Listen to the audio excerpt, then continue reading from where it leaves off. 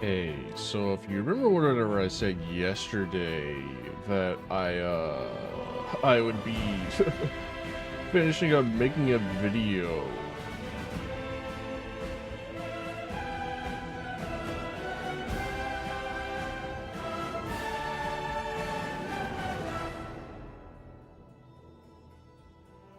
Funny stuff that.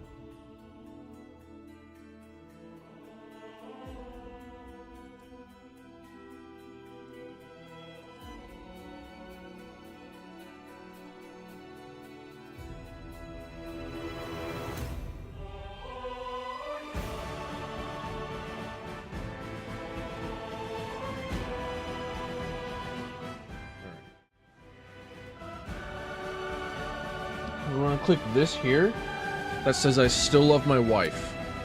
Alright? I continue to love my wife. I hope y'all know that, like, if there's like one singular defining characteristic of mine, it's loving my wife.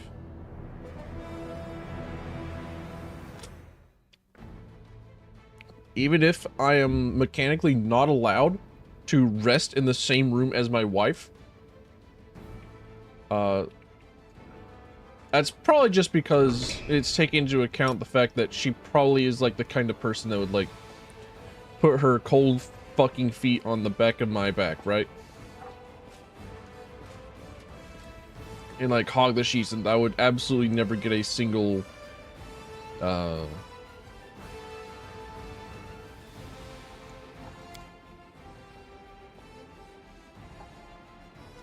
on a minute.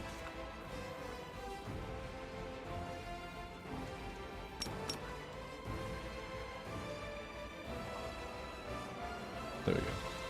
I would probably never get like a single bit of like actual restful sleep, yeah? Alright, what are we doing?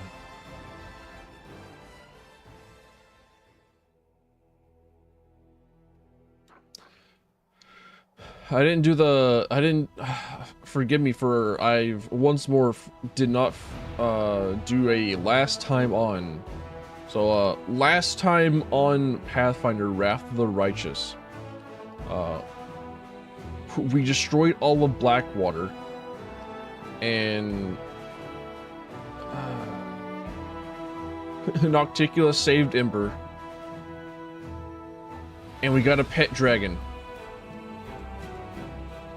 And by a pet dragon, I mean like a baby dragon who's actually like 10,000 years old has joined us. They're gonna have to explain that one. Like, is this dragon like kind of a it's like, are they like a phoenix? Solve my puzzles for Batman. Sorry, solve my maze, Superman. That's a Superman 64 reference.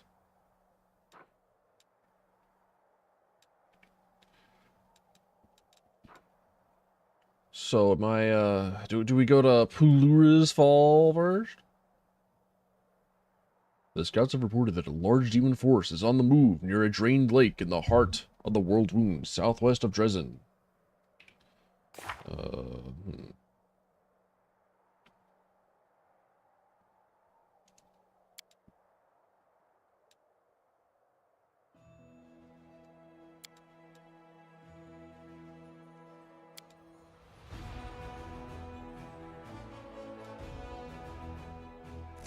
It's actually crazy how genuinely interested I am in Finian, the talking sword. And it is like if Garrus Vicarian actually had like 2 voice lines.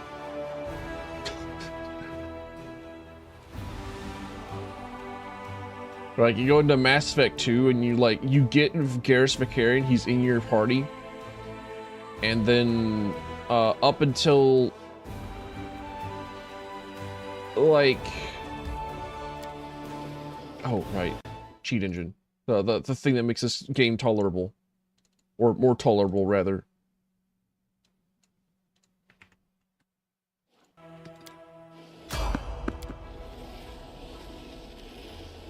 And then the only other time that you speak with Garrus Vicarian is like whenever you've found the doctor. Forgotten secrets.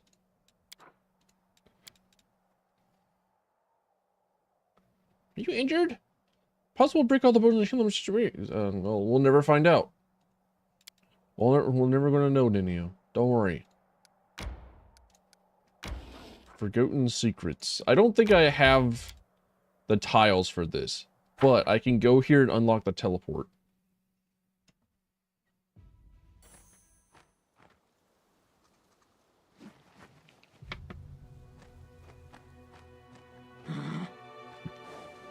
I really do want to talk with the Pathfinder guy and just like reset my levels only in Blood Rager. Move aside. But oh, I do in fact have the puzzle pieces, I think. Shit. I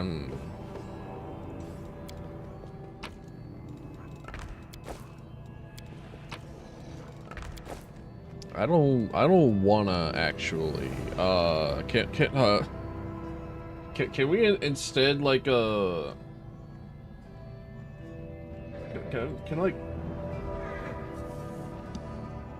put on some nice fishing music for you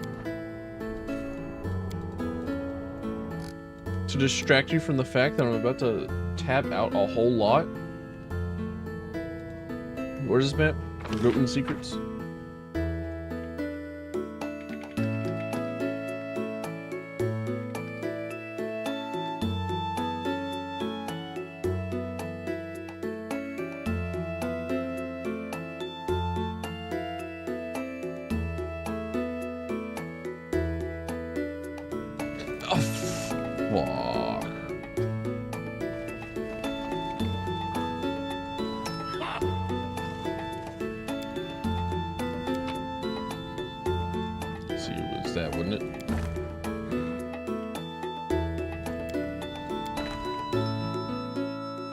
Okay.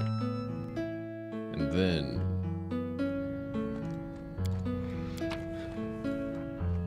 having the little animals in the way is a little bit more bothersome than it should be. No, that's the wrong one. Hold on a minute.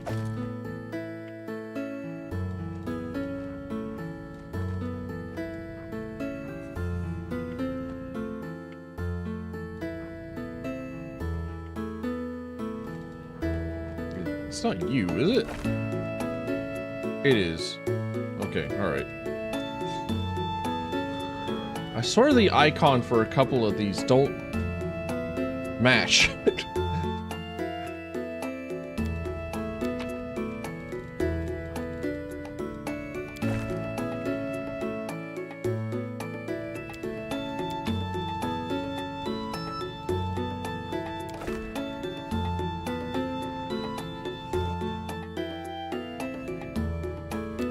That's something like the proper hook.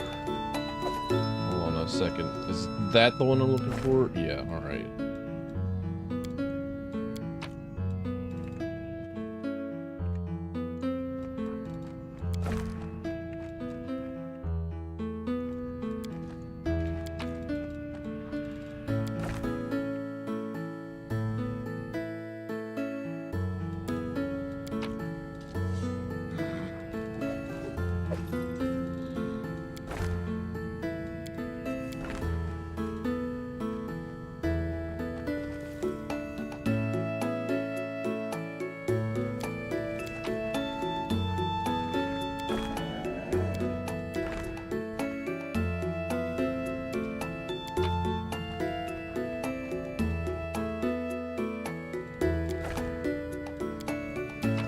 That should be it, yeah?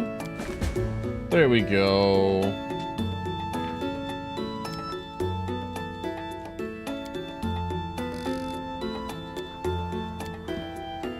Alright, Pathfinder, you can have your music back.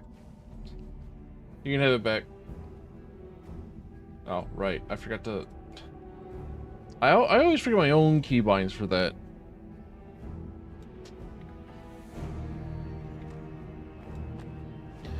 To the eye of mystery.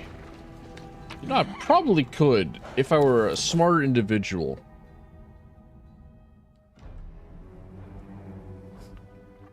Take more advantage of how the Heart of Mystery can also function as like a teleport hub.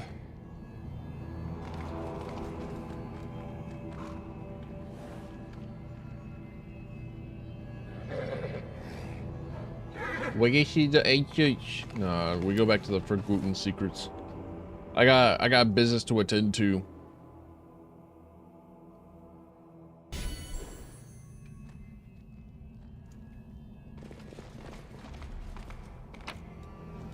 Calvin notes. Padded armor of firm steps. What are you on about? Immunity to trip.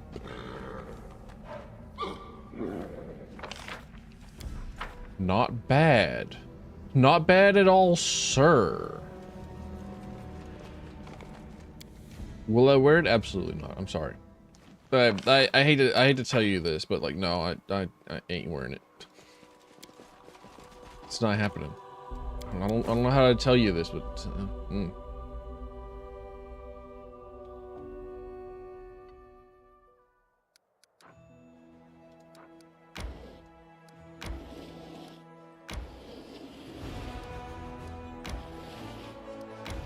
Invisibility can be useful in battle, but just beware. It can also be very, very useless.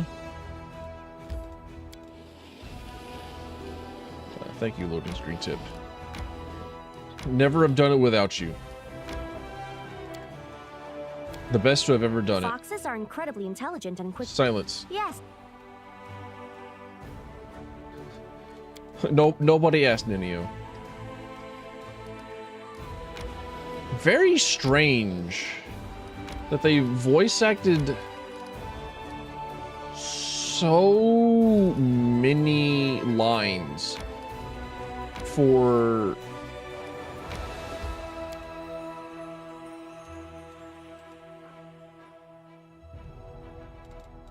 hold on, I'm looking.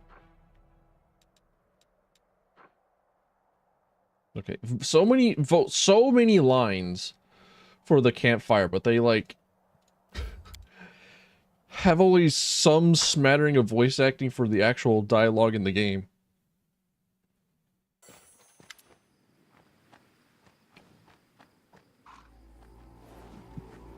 Like, this is her companion quest. This is important for her, and for her alone. She should be voice acted. We're finally here. This whole time I've been so worried. Just can't stop thinking about the stolen souls. Something's wrong. Elon should have been here by now. He was supposed to wait for us here, but he's nowhere in sight. Takes Jaina a moment to catch her breath. Thank goodness you're here. I followed your instructions. I met Elon here, and we were keeping watch when he saw that jeweler, Derek Sunhammer.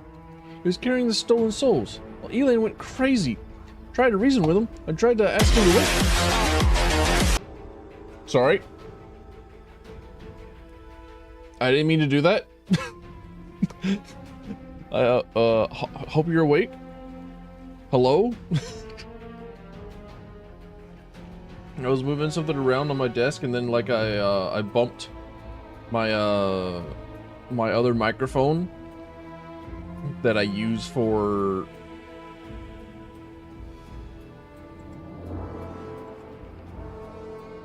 VoIP games now.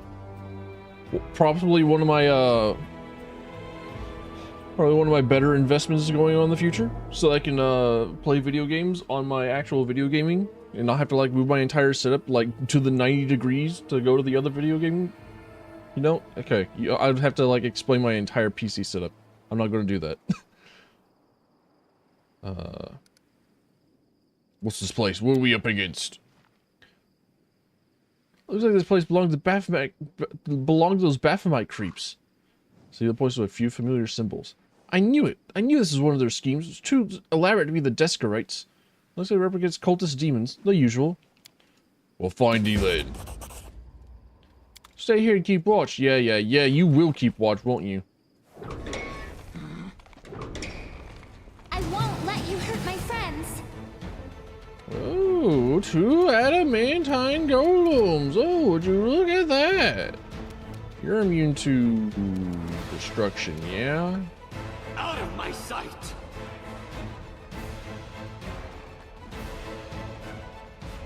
Immune to death. Which...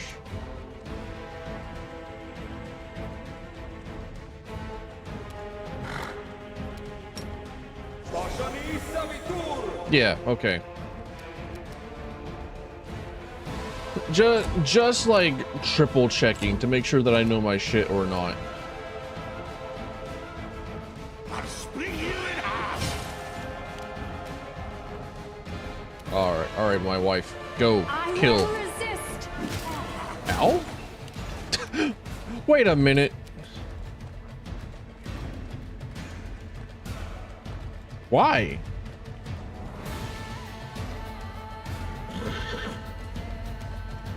Huh?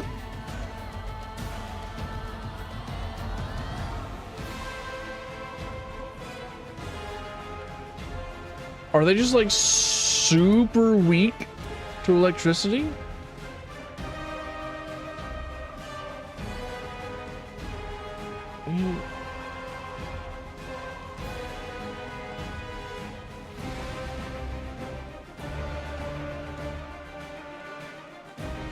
Where does it show their vulnerability? Never.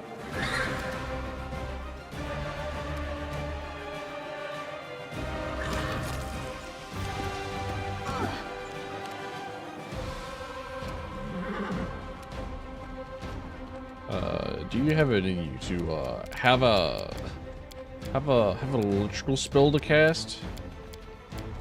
Could you with any bit of your heart? Strike with light. Immune to light it. Oh, right. That's because it's shadow evocation, which makes it a not a real spell. It's like a fake spell, and it's a mind affecting compulsive spell. It's so. Oh, right.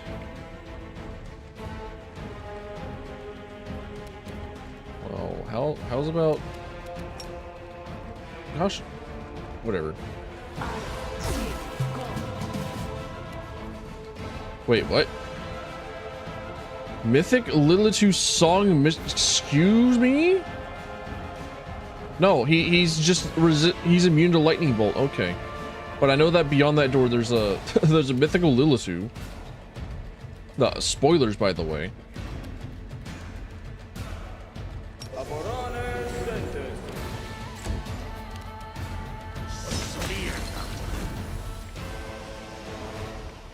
All right. You called? Since I know that like big man on campus is coming in soon. This It's war time to... must end. This what must end? Excuse me, young lady?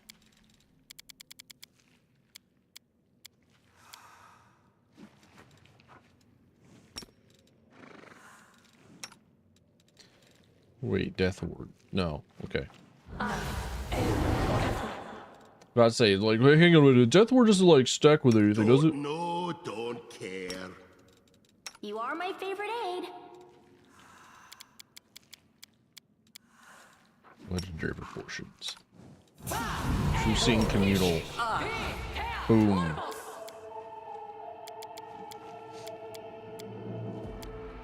It occurs to me that I have... I shall not be swayed from my path. my wife, who is trained in trickery. Never mind. About to say that, like, without the intervention of Voljif, we're kind of boned if we come up against any singular trap. We may yet still be super boned because, like, Voljif had like a 40-something in trickery, and even then, sometimes he would still fail checks.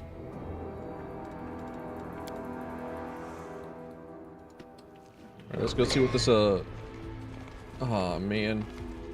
I sense something. I finished here. Is there more? Let's say It's another fucking ivory labyrinth, man. Much longer, I wonder. Ow. Rules are made to be broken. Follow me, or don't. Something is not right here.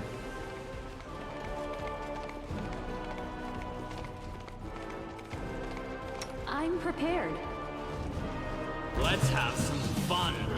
For battle? Against what? The rocks? No, something even worse. Paninis.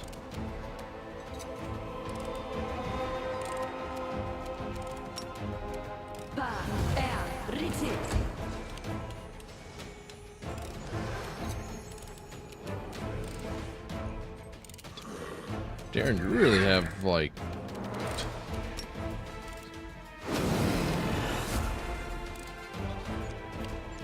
you really aren't allowed to have any health, are you, boy? All right. Blast them.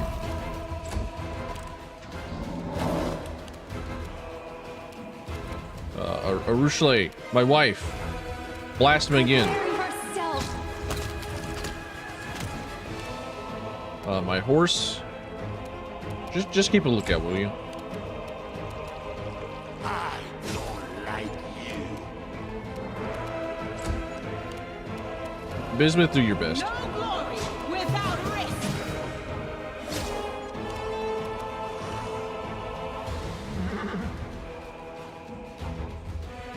What are you doing studying my Triceratops? Leave him alone. He has done absolutely nothing. Cool.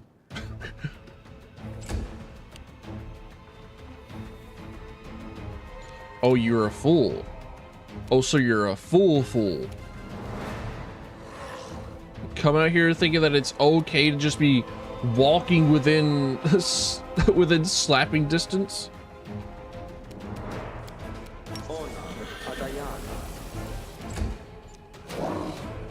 Little does he know.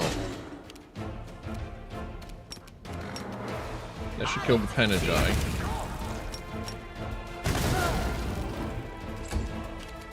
Desna, guide my hand.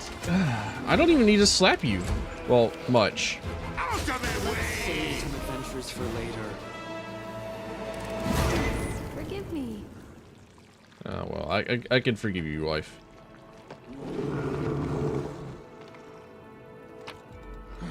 That's okay, wife. Wait, my horse can level up? Since when? Excuse me? Since when?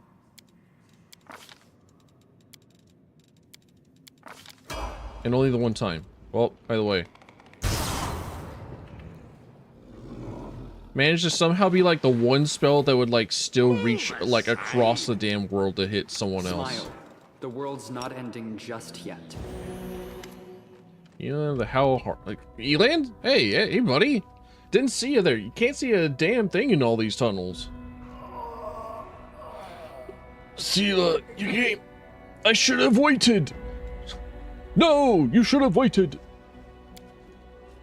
Eland, what happened? A trap. Not like this. Jaina ship. Jaina, you are...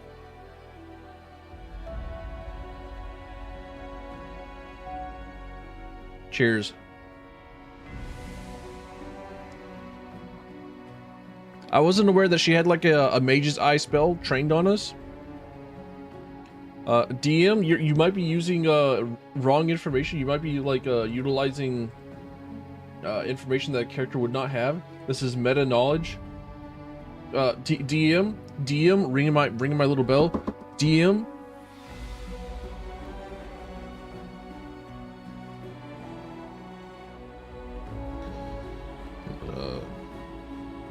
I'm so sorry. He was a good man, a true knight, whatever. Yeah, sure. Anything to keep going forward, I think. So, oh, hey, what's going on, Lilitu? Yeah, Minago's like the name of a Lilitu. Okay, there we go. Master Derek looks just as friendly and polite as he did on the day he welcomed you into his jewelry shop in Dresden. His attire is still rich and exquisite, but it now features a gem-encrusted symbol of Baphomet. A grotesque shadow hovers beside him, a demon, perhaps the same one that stole the jewelry at Elan's wedding. Ah, the victorious commander and his valiant companion. I was so certain that you had been swallowed up by the abyss. Oh well, life is full of disappointments. My friend just died. I'm not in the mood for your games.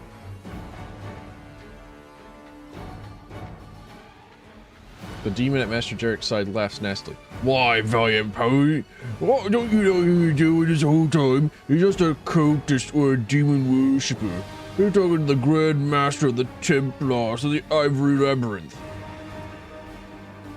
Well, I saw Nocticula kill Baphomet. Your lord died at her hands. I'm fully aware of the Lady in Shadow's capabilities. Forgive me for being blunt, but you haven't told me anything that I don't already know. I do not mourn my master's temporary demise. His defeat is nothing more than a setback. I have some questions for you. Who's the demon standing next to you? You don't know me, but I know you. All right.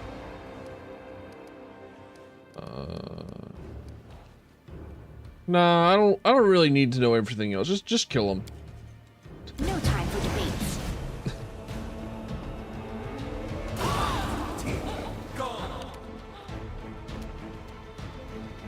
Let's see. That was like an immediate cast of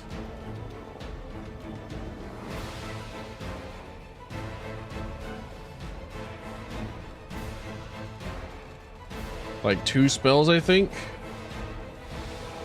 Yeah, Sirocco. Not a bad spell to know.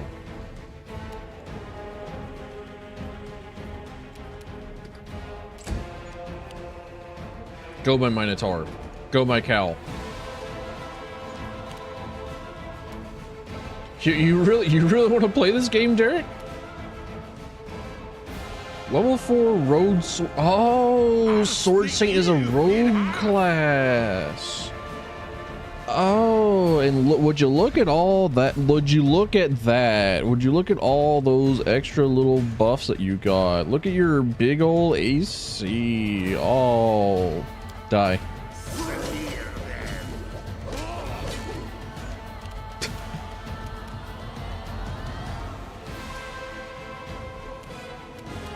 Make your peace. Okay, fair. I should have expected that, really. Nope.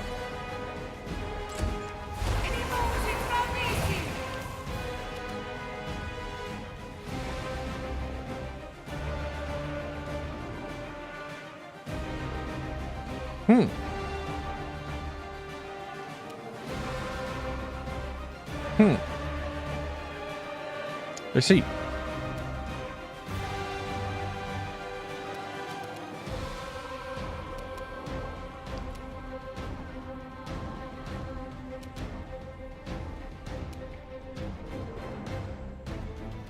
It'd be really nice if I had like a push ability, you know?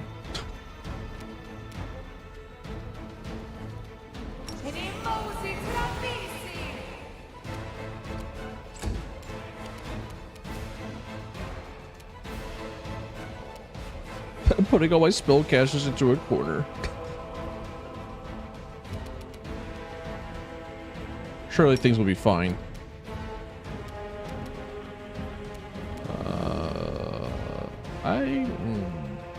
What is this spell resistance? Surrender or else. And I can't do 60 something damage with one singular. Okay. Yeah, there we go. That's fine.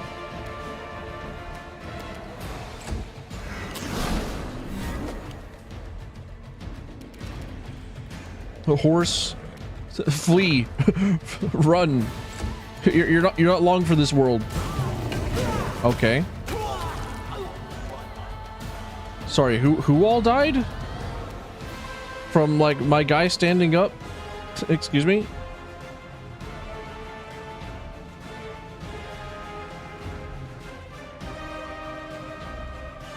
I'm not gonna. Never mind. Fuck it. That's not happening. I cast cows. Oh, Derek's dead. Okay.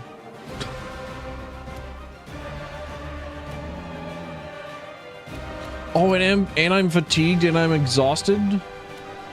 I don't like you. How could this have happened? I will resist.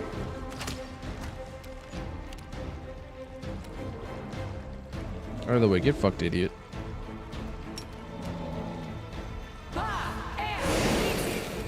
I'm amazed that did anything.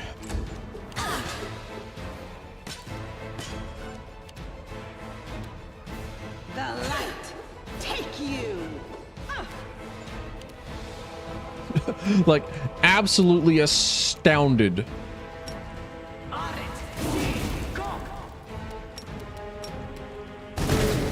That casting any spell did anything. Ouch!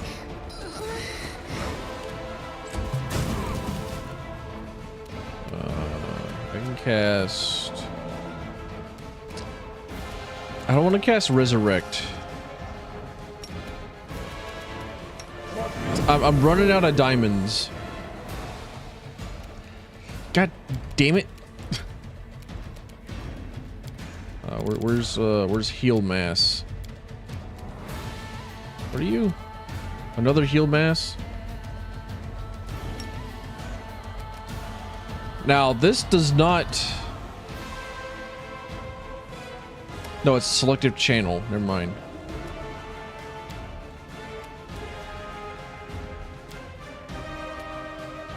Yeah, I've only got 4 more uses of Resurrect.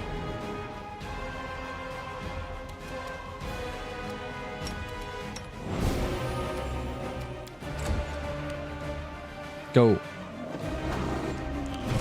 Yes. Yes.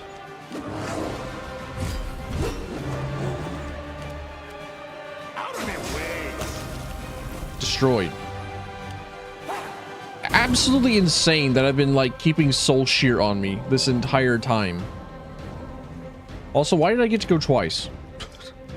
I'm not complaining like at all in the slightest. But I would like to know the mechanics of why it is I was able to go twice.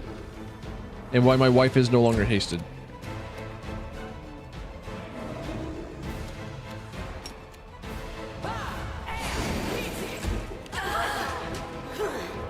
This will leave a bruise. Into the fray.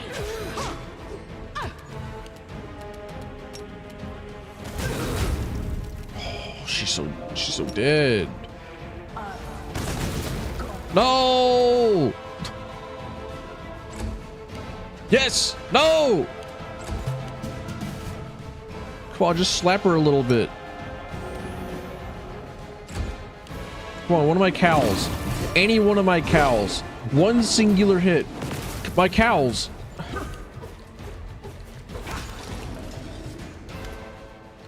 Master Derek Sunhammer is gravely wounded, but that does not make him lose his composure. Kill him! Double tap him out. It seems I made a mistake. I shouldn't have fought you. Still, I do not regret taking the risk.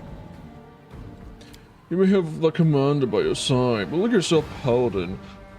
Look at those you taken under your wing. Your friends are a thief, a coward, and a corpse. A foolish knight who fell victim to his own stubbornness. You couldn't unite them or inspire them to great deeds. On the contrary, you made everything worse. Yet here you are now, blaming for everything that's happened as if this is all my fault. Somehow, I am responsible for all your woes. My evil plans and schemes have ruined your lives. You believe that if you can just rid the world of evil people like me, it will be paradise. Life will be fair and just, and everyone will be joined together in the bonds of friendship. Seela stares at Derek's lifeless body.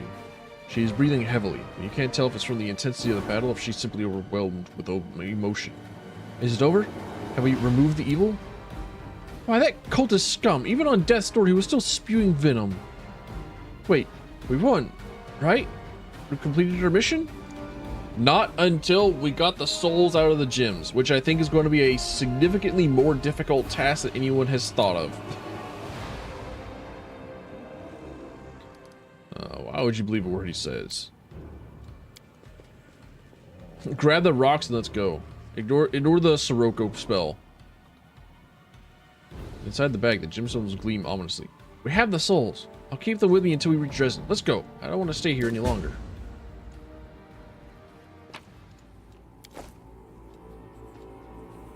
Whoa. I'm glad I was useful to you. Why is it that lockpicking... I welcome your company. feels like it never gives you anything good? I need to cast, like, Restoration on Darren so that he'll... No, we need to take a rest. Never mind. He's exhausted. Chalcedony is a gem that is often overlooked. Its cover evokes the pale blue hues of deep snow, much like the warm yellow glint of amber brings to the mind the fiery leaves of autumn. A skilled jeweler understands the seasonal qualities of these colors, but does not shy away from rearranging them. Whatever. Ring of Renowned Artisan. Oh, that's alright. Ring of Protection 5, Natural Armor 5, Fast Intellect.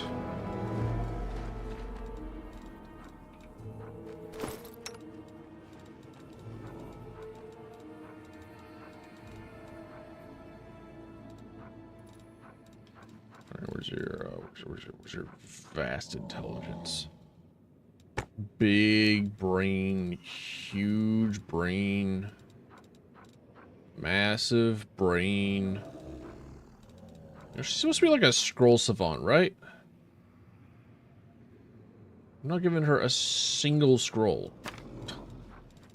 Hellfire Ray. There we go. There's a good spell for you to have.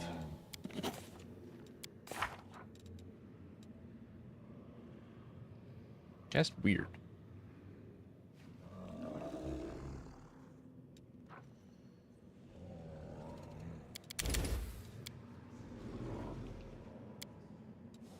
Let's see, under what level is Hellfire Ray? There you are.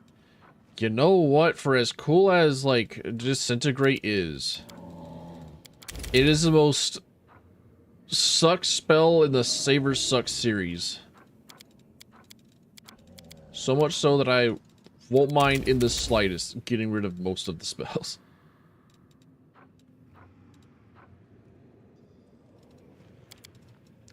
You fucking piece of shit. Can't cast abjuration spells. Because of the opposing school.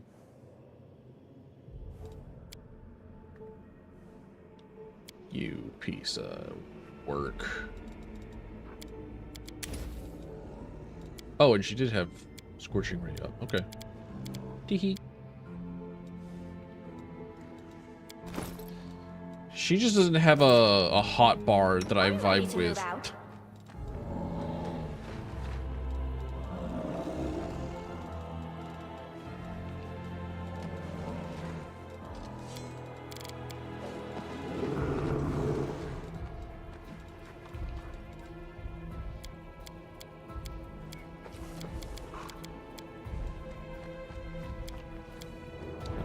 I need to be aware that I have Shout and Insanity and like a couple of other control spells on her.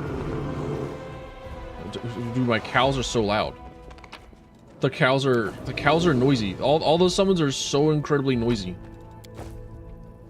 All right, take a fat nap. The Latias.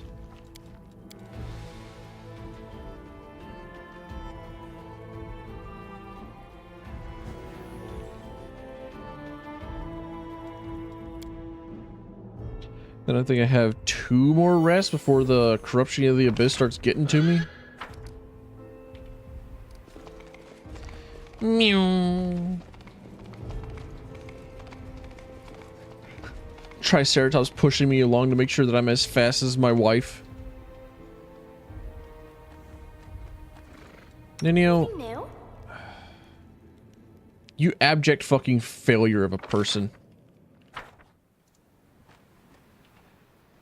Intelligence score of 30, my whole ass.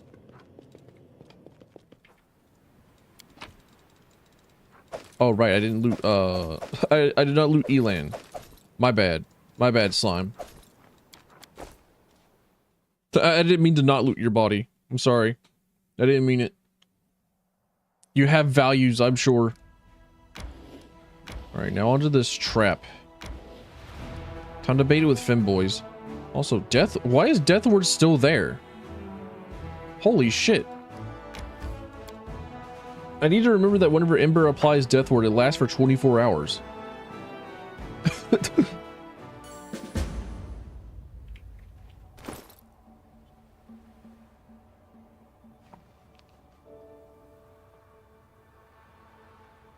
Okay, thus far,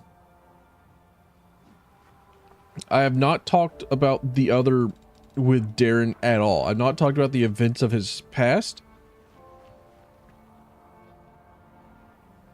I've not done anything at all that would make the other suspect me, I think. Unless it's just like the other already knows because it's been putting heads in my bag. Just like decapitating people's heads and like putting them into my bag. And it's like, this is a warning, you better not. And then like slinking off to God knows where.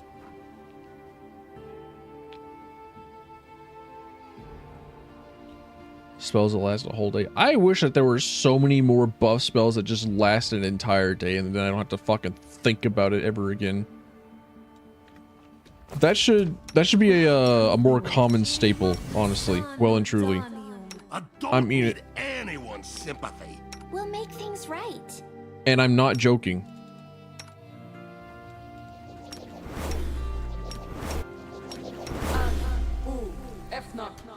Hey Noid, welcome in. We will win this war. How has the Warframe been treating you?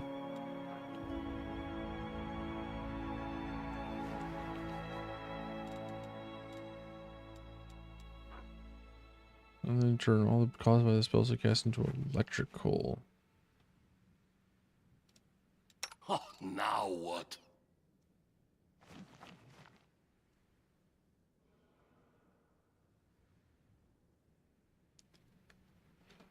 So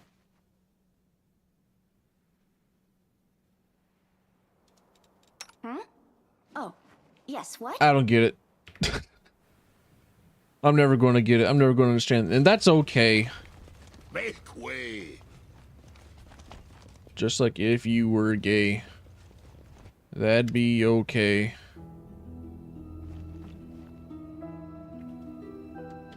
Need to rank up an 80 factor. Never want to stop wanting to beat D to death with your bare hands. It's true. And they know it. Because it just like gets like even more trivial and just like this tiny bit less gated over time.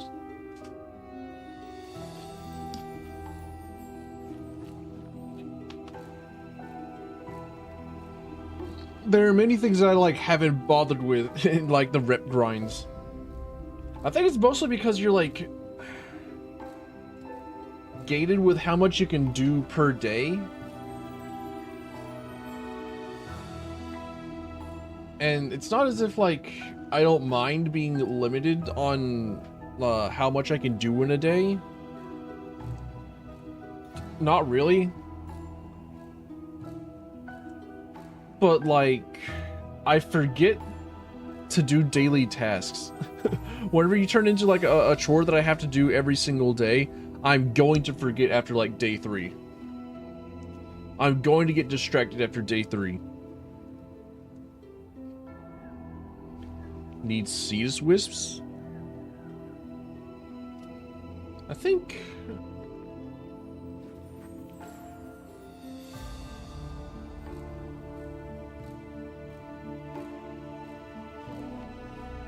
Yeah, I don't think they're all that difficult to find, if I'm remembering right. They just have like a couple of set spawn locations, and then you grab them there, and then you like go about your day. It's just like really slow to get them because they only have so many spawn locations. I think if you do like the Tridolon captures, then you might get them, but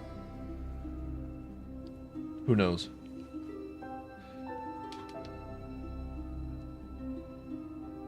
Spend a week trying to find them, they just never spawn. Dude, I think that was exactly me with Fortuna.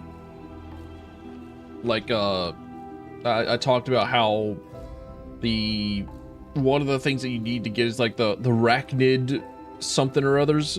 Some of the arachnid things to spawn, and they just fucking never did.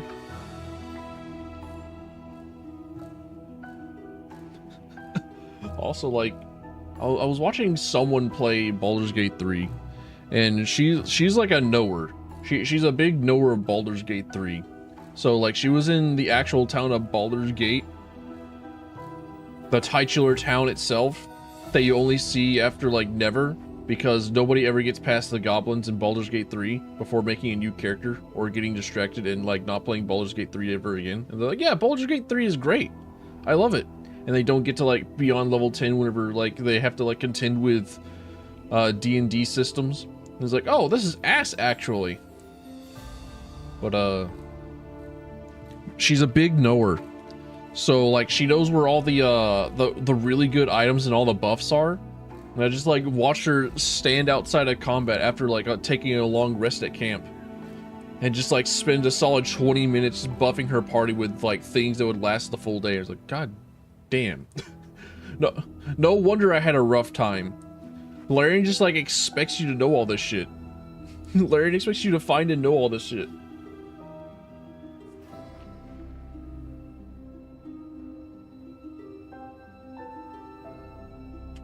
That, and I was like trying to make a strength ranger build, and like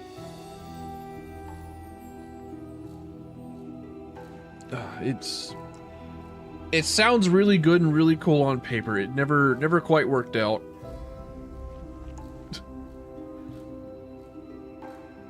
It's like dual wielding first off is usually not that great. The only reason why it's working out for me in in Wrath of the Righteous is that I have 2 of the two-handed weapons. So I have like big huge damage dice.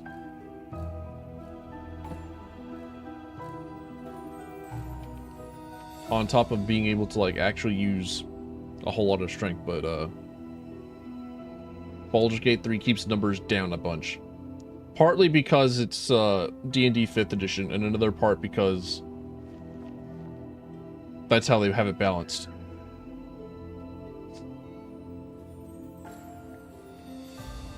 Busted dueling Dex Rogue Ranger. Yeah, like what isn't like one of the biggest builds to like do Assassin and Gloom Warden Ranger?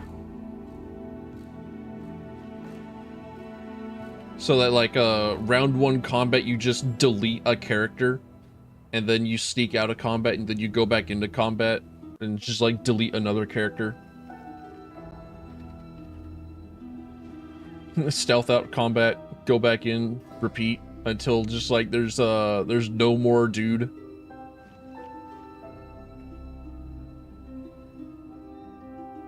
I eventually switched over to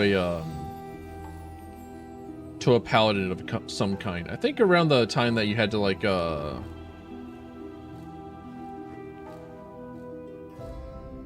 Shadowheart conclave, where you had to like fight the 15 other paladins. It's like I was like finally coming to terms that like Strength Ranger just wasn't fucking it. And I was like, yeah, you know what, just like, yeah, give me paladin, give me the big stick. And then I was confused as to like, wait, hang on a minute. I'm just like, I'm helping out these vampires. This should be like, this should be fine, right? But no, that's like, that breaks your paladin oath. Like, oops, teehee. Oh, what, you destroyed all these vampires? What the fuck are you doing, you idiot? They're all innocent. They don't want to be vampires. Break your oath. Damn.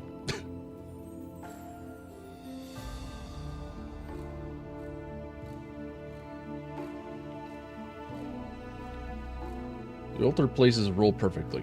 He stands before the improvised place of execution, formidable and emotionless, like the living embodiment of inescapable retribution. Commander, I'm glad to see that you held up your end of the deal. The Mid-Dev Inquisition thanks you. We will take custody of the criminal now. It's hard to read anything on Darren's face. My, what a curious installation. Commander, the Mid-Dev Inquisition finds you guilty of treason. Criminal links to demonic cults orchestrated the murders of several of this country's citizens who were killed and decapitated by you or your accomplices in Canabras and a range of other places. I, Leother Hawkblade, Inquisitor and Exterminator of the demonic blight by the grace of the Inheritor, have been authorized to carry out the sentence. Death by fire. With the position of the commander, we will begin. Tell the truth? I never cared. Damn.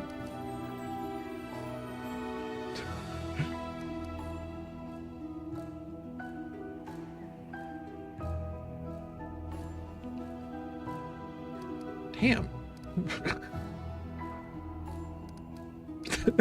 Really funny that like that suddenly I'm not allowed to use Darren's ability, Darren's like skills to like persuade Darren himself. Like, ah, come on, why not?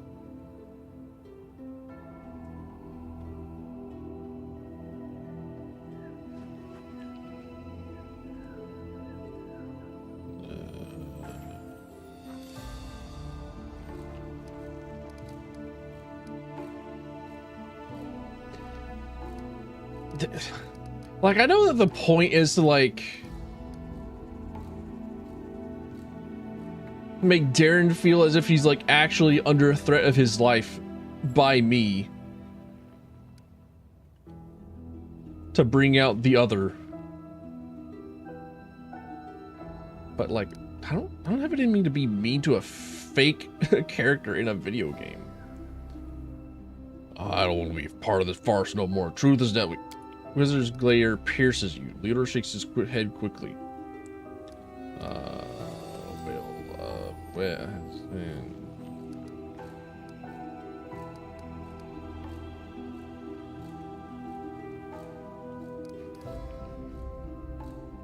Yeah, whatever, bluff. Perhaps just your imagination. The air seems to thicken around you, and ominous whispers rise up within it. The rest of your companions exchange bewildered glances but keep watching without a word, understanding that something unusual is about to happen.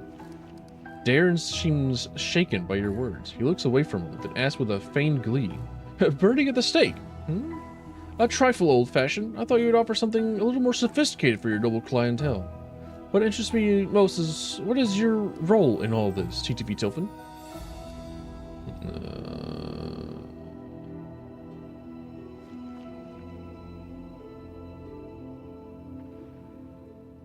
See, the reason I don't want to like take the you're a sad, miserable excuse of a being, and you're an arrogant, pompous brat. Like, it's not because like I think that's real, but like that's a cover for himself to keep people from getting close to him, so that they don't die from getting decapitated. Or I could like believe his character sheet and like believe that he's neutral, even like actually doesn't care.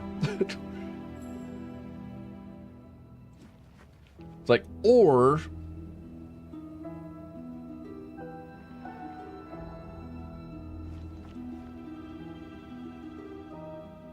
like,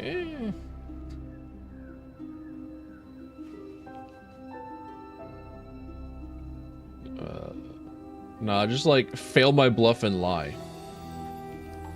My role? I was the one who reached out to the Inquisition and asked them to investigate you. Like a fool, you followed me.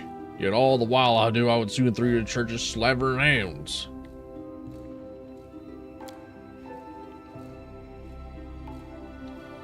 The shadows around you seem to deepen. The light begins to hurt your eyes. Angry whispers hiss just at the periphery of your hearing. Anger flares up in Darren's eyes, but he immediately hides it behind a mask of indifference. Such a highly, highly commendable act by such a truly, truly decent person. Wouldn't you agree, Commander? Serves you expectantly, as if asking your permission to continue.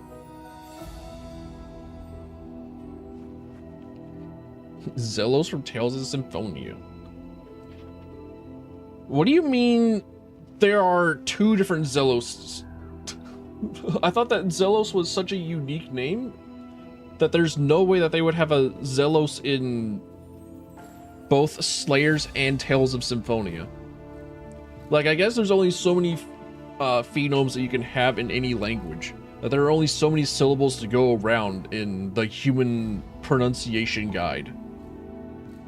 That it was inevitable that like Z and Los would be put together to create a name more than once. But what do you mean that there are two Zelos characters?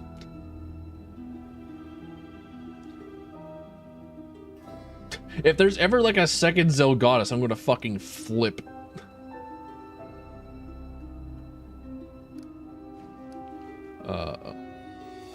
Once again, lie and fail the bluff check. Okay, does like me failing the check, because it seems like Darren's believing me, but not the entity.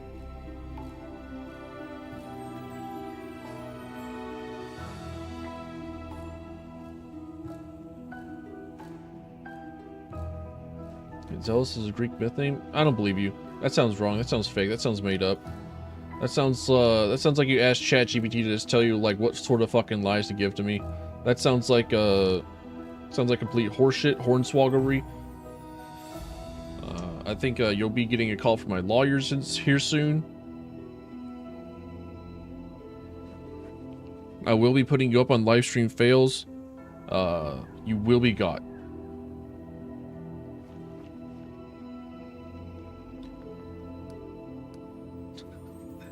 If I go through with like the lie, and I just like keep like making Darren really, really angry about this, I think there's like a real chance that he would like leave the party.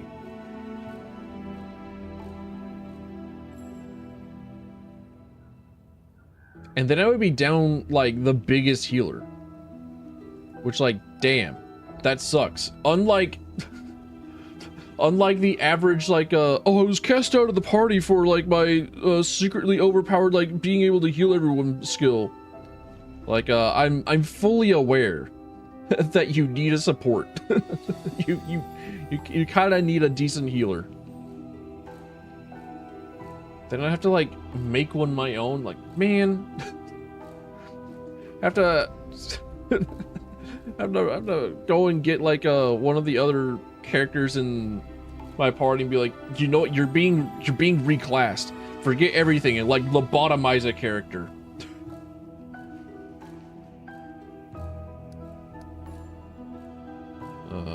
You're not my friend or my ally. You're just a bargain chip. I've forgotten you entirely by the time the first of your blackened ashes are carried off by the winds of the whirlwind. An unpleasant chill runs over your body, like cold and wet hands are sliding over your skin, touching a dozen places all at the same time. I see no point in going along with this drama anymore. Darren's voice drips with venom, the most contemptuous smile imaginable flashing on his lips. I have no desire to entertain you and your friend, Commander. Feel free to do what you have planned. I hope that your attempt to rid the world of Darren will not lead to any unforeseen incidents. A blank face, the Inquisitor reaches the torch. Let justice be served!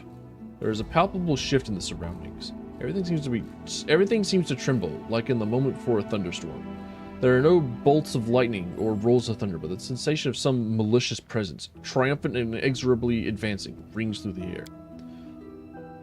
It seems we failed to trick it. Do not fear! Do not waver! Alright.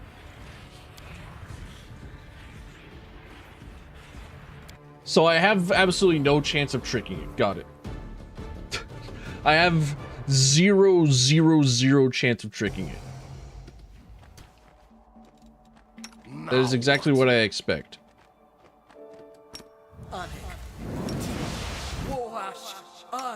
everything's right. Hmm? Oh. Just treat the Yes, healer what? such a consistent trope. It is so odd. It's like, oh yeah, we're such a really good class. We're so like awesome. We're so great. We're so high rank. Rely on me. Like, even if you got like super carried to that rank, I'm always There- open to ideas. there's like a suspension of disbelief that still needs to happen. That they're even like somewhat competent. Darren's eyes widen. He goes painfully pale. The Inquisitor utters a stream of obscenities and then immediately offers up a fervent prayer to Iomade. And then a wave of hundreds of silent screams slams into the ears and the world around you seems to explode. Okay, so we still don't have Darren. Got it. Oh, level 40 guy. Let's see. I will resist. let's see what you got, huh? AC 61, classic.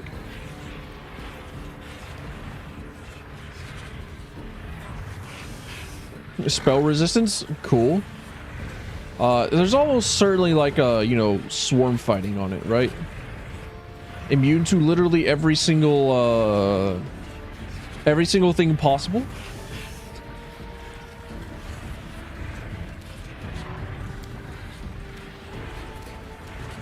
Prepare yourself.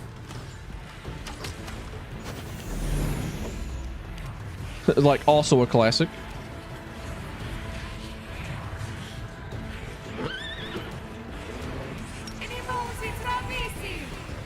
Yes, yes. I'll split you in half. Cool. Awesome. All I had to do was just like be within range of it to hit it 11 times in one turn and go before it. And now I don't have to like deal with this shit.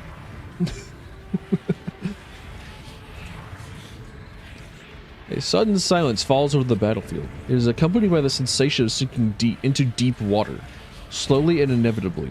The surface grows further and further away. The darkness grows deeper and deeper around you, and below is nothing but bottomless black. The voices sound inside your head. No, not voices. Images, ideas. Deal. The blackness seems to extend its hand. A vague extremity, an open palm. Deal. Let go. Let go of us. An agonizing yearning for freedom grows through you, piercing your entire self. It comes from without, but you feel it as your own. Reward. You get reward. Power. Away. We will go away. Oh, door is closing. We will step back. A picture of Darren's severed head, dripping with blood, appears before your eyes, looking eerily real. So I get a mysterious power in exchange for no. The power is not like a whole other character that can also do what Darren does. No, the power is like a +2 on whatever the fuck, whatever. It's like a very specific no. No, die. We are the light. They are the darkness. Kill Carlet, get a jacket, or yeah. like actually.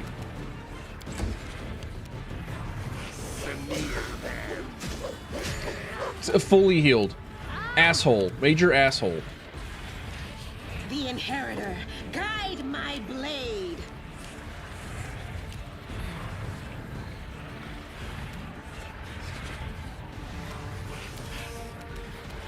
Oh, you're Ninio.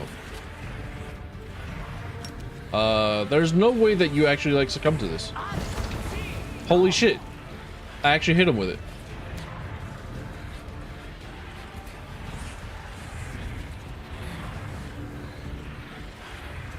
Huh.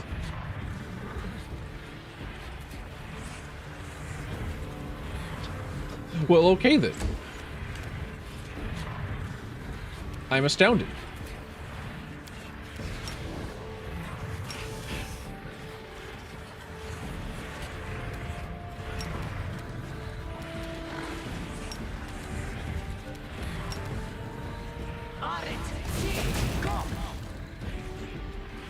Cool. Ah, cool.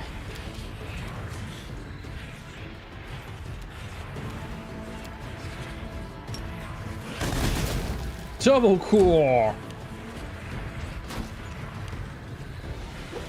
I gotta get a 20 on anything. Well, Bismuth and my horse can like go over here and just like make out.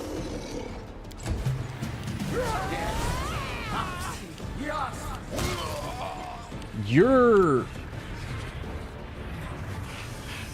God damn. Leoder is beyond dead. Fair enough. I hate confusion.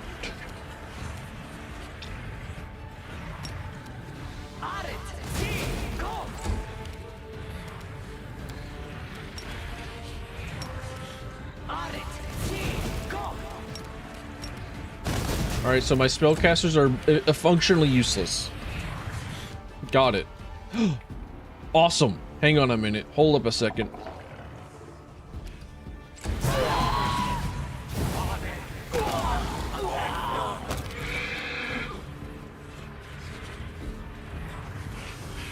Alright, the Inquisitors are down. Surprising nobody, really.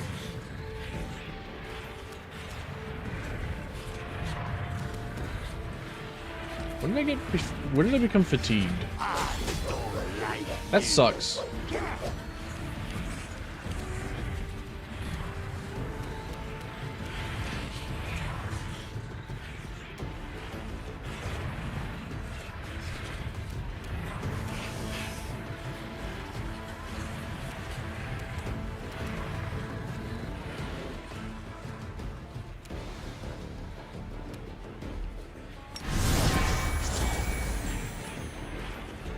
Yeah, just expend a whole turn on that. Yeah, sure, man. All right, is there anything that my casters can do? All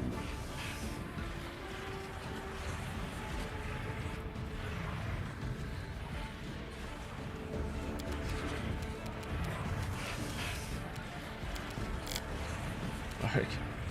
They're not going to be susceptible to like any of my stuns or controls, so like why fucking bother?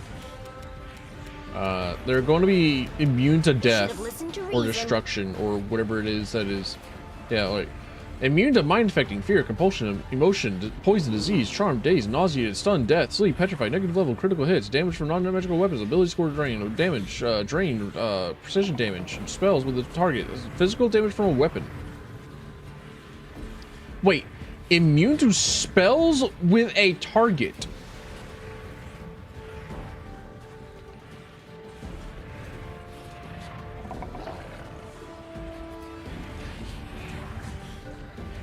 Spells with a target. Motherfucker, isn't that every spell?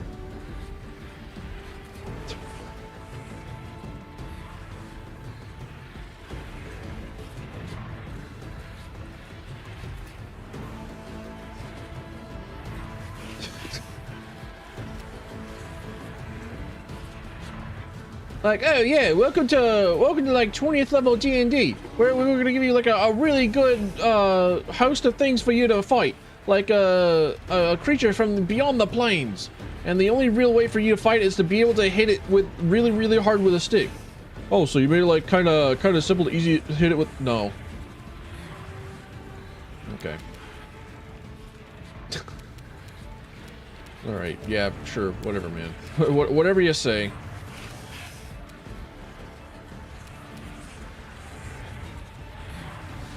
This shit isn't goofy at all, is it, Steve?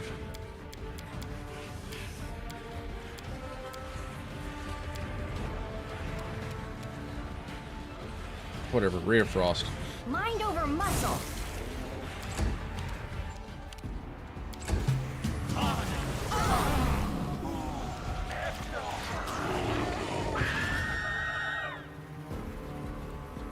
You killed my wife.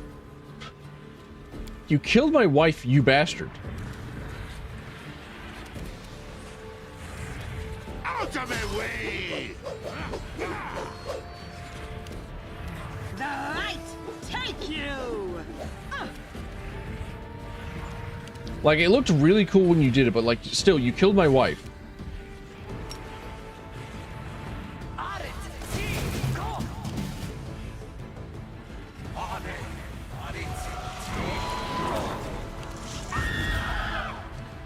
Excuse me, how does that work again?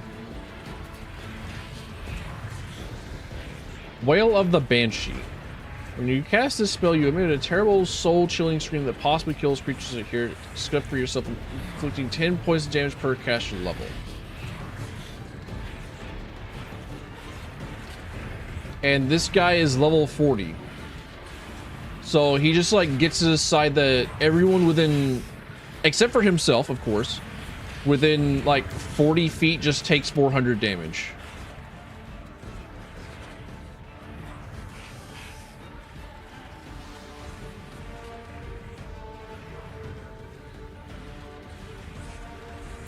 Don't you love high level D&D? I'll split you in half.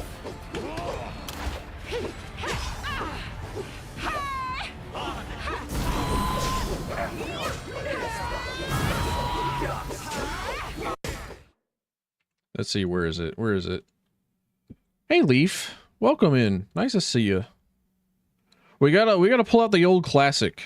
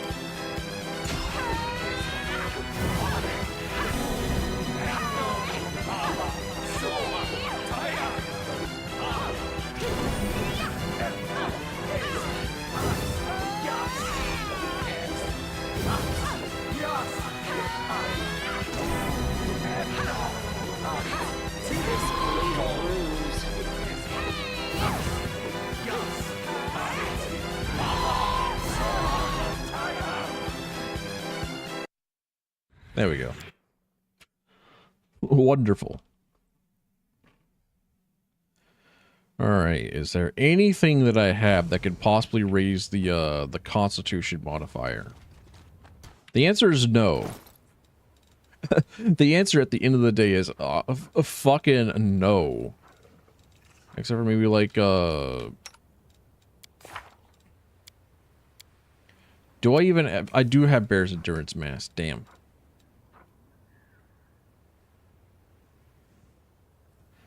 Except most of my characters already have an enhancement bonus. Even my wizard already has an enhancement bonus on Constitution that is better than Bear's Endurance. Never mind. Let's see, anything else that I could have?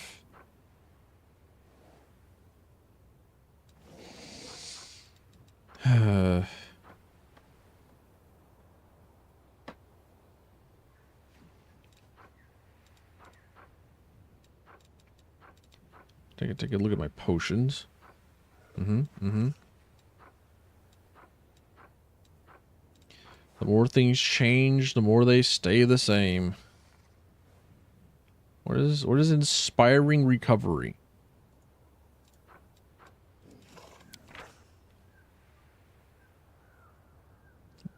Die 8 per 2 caster levels. Cool. So that does 3 die 8 healing. Visibility, mage armor, magical shit, protection from acid, rage, from law, good, evil, cold, chaos, errors,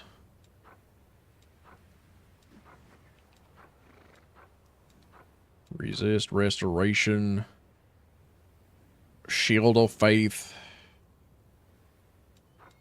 No, they don't understand. I need...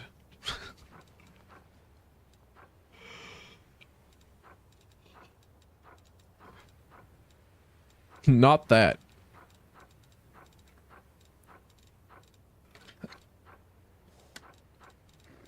Let's see, Fortitude.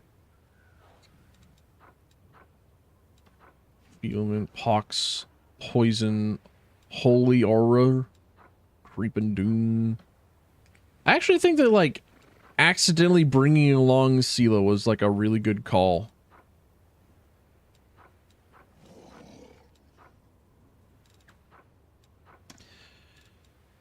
Nope. Nothing in the texts. Smile. The world's not ending just yet.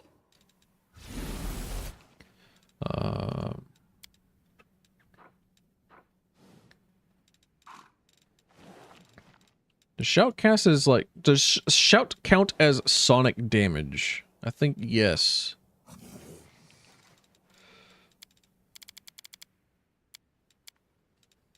So is there not like a resist energy communal in your spell book there, Darren? Okay, protect from energy sonic. Darren, where are you going? Darren, Darren, what are you doing? Darren, stop running. It's not time for that yet.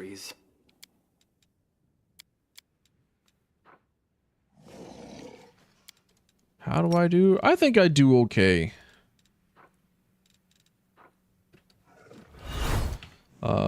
I just got through with like a 4-day vacation. Was given like a hidden 5th day off. And then I go back to the mines in the morrow.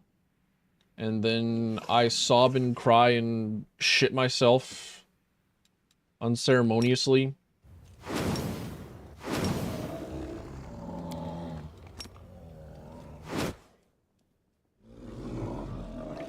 Now, let's see if, Rules are made to be broken. let's see if that works out.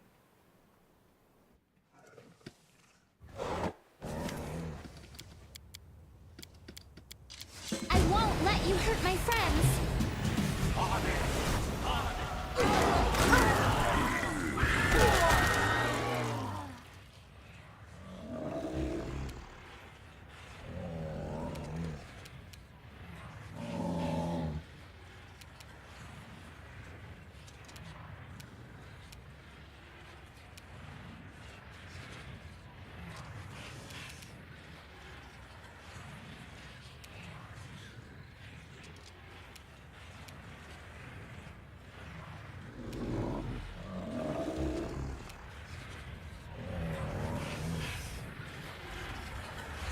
Round 1.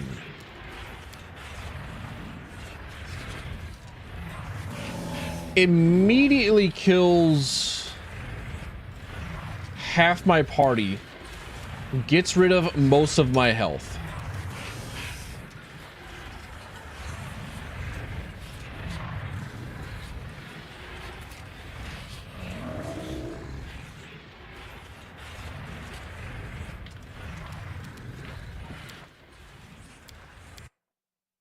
I love this game.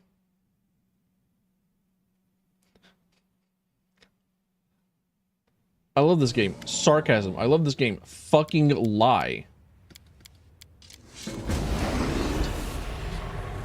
Alright, all I gotta do is just, like, not go second. All I gotta do is just, like, I will resist. I didn't cast Legendary Proportions. So, because I didn't cast Legendary Proportions, I don't have the extra reach in order to hit him 11 times before his turn.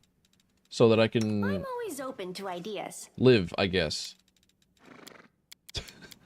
That's it. So that I could live.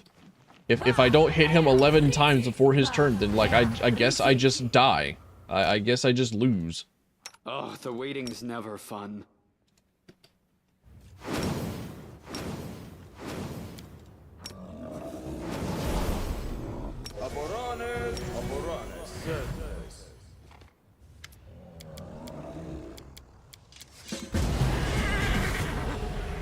Now, all these extra guys should be on my side, yeah? Yeah. I'll split you in half.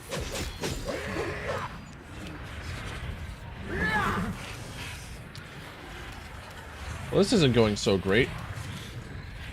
He hasn't initiated stage 2 and like gave back all of his health. Hang on a minute. No, we're just all like confused and about to start hitting each other because we have no choice other than to like, I don't know, make out in the back. Alright, my triceratops and my horse kiss.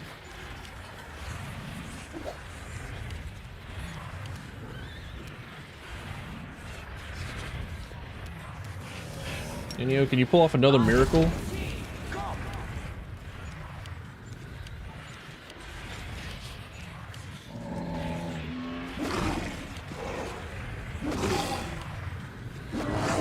The Minotaurs are somehow all lining up to hit the guy. Incredible. Never before seen. Actually doing what they're supposed to be doing. Go my cows.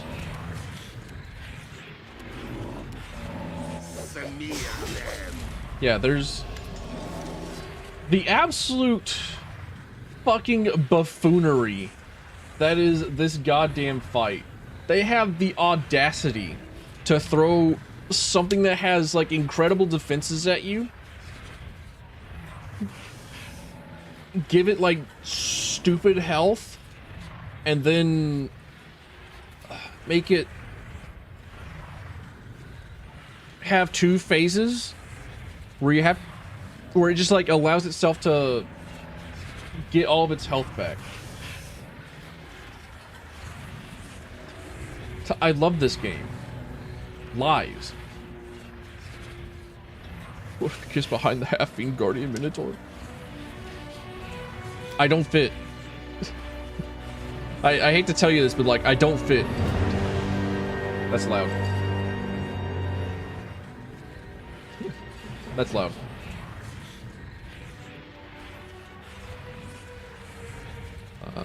Nah. I'm not gonna kill my one and only healer that is worth a damn for a jacket.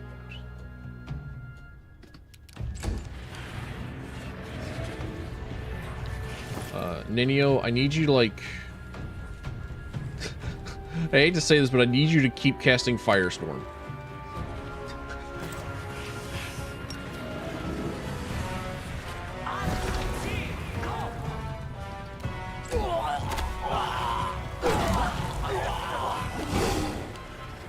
And of course everybody dies, but like, you know, that's just what happens, I think. Oh yeah, that's right. And because like we were out of combat for slightly like 2 seconds, we were fatigued because I was raging beforehand. So now not only do I no longer have the +2 on melee to like be able to hit them, I also have like a -2 on it. Fucking clown shit, dude.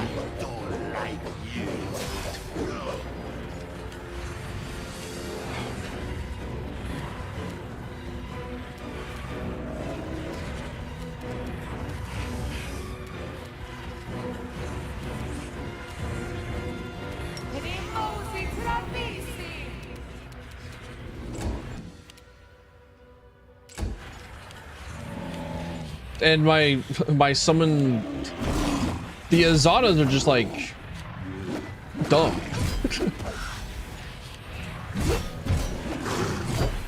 My wife is still held against her will. Please let go of my wife. I would greatly appreciate you letting go of my wife. I want my wife back.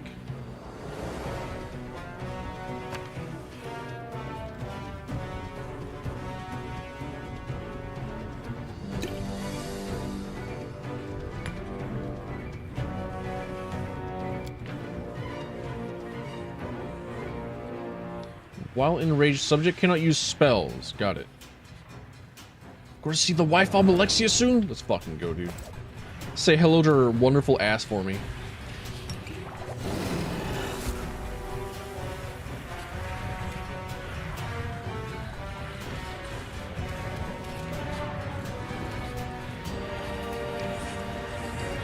That's not quite what it is that I wanted to do with that potion.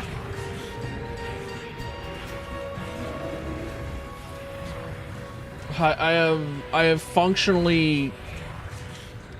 Okay. Alright.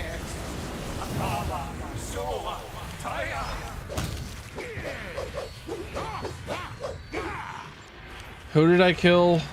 Because I no longer have Ember. Cool. Alright.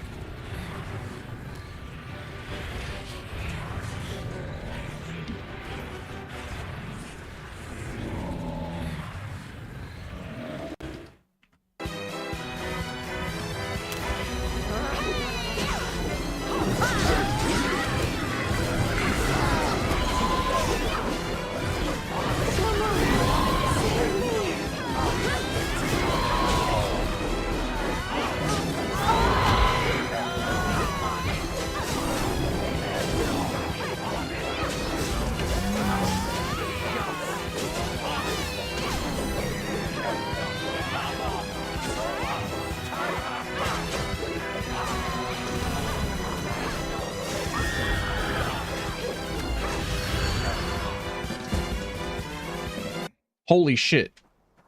I actually did it. That actually just... Okay, alright. Letting Jesus take the wheel sometimes works. Who would have thought? So anyways, I get to level up now, right?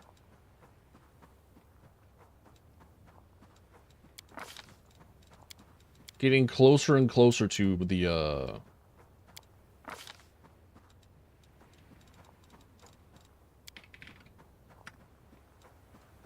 enhanced rage. That gives me something, I'm sure.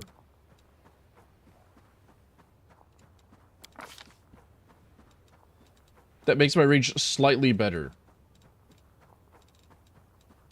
Dude, I'm never going to use any of these spells. Are you kidding me? This shit's for babies.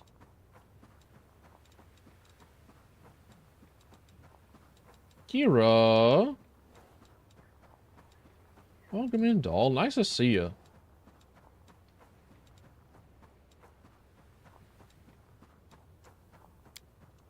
Sure, just shout really loud, I guess. Oh man, not another.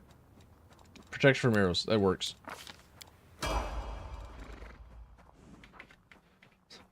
Wow, they've all suffered from debilitating conditions? Wow, no way.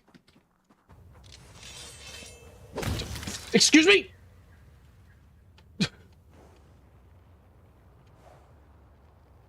What?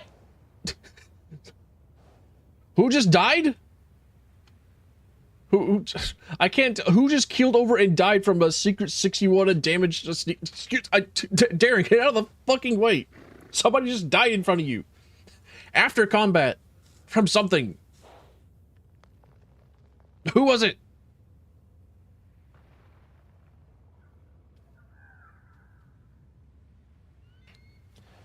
Darren wraps his arms around himself for a moment, clutching at his shoulders. With a slightly crazed look in his eyes, he surveys the area, his gaze never resting on anything in particular. His lips move, but no sound comes out. At last, the Count says, "It's over." "I hope it is. The Commander and I spared no effort to home in on this entity, and then to lure it into a trap. I assume now you understand the real reason behind everything we put you through, Count.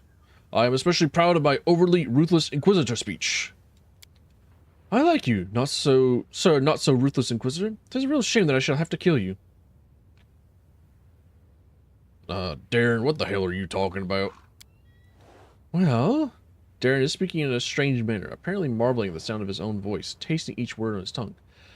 "Either that, or the Inquisition will grip me by the throat and finally execute me, until they decide to lock me up in some closed facility for clerics and mages that would look suspiciously like a prison." Leolt remains calm, despite the heavy toll of combat and the threat of his life.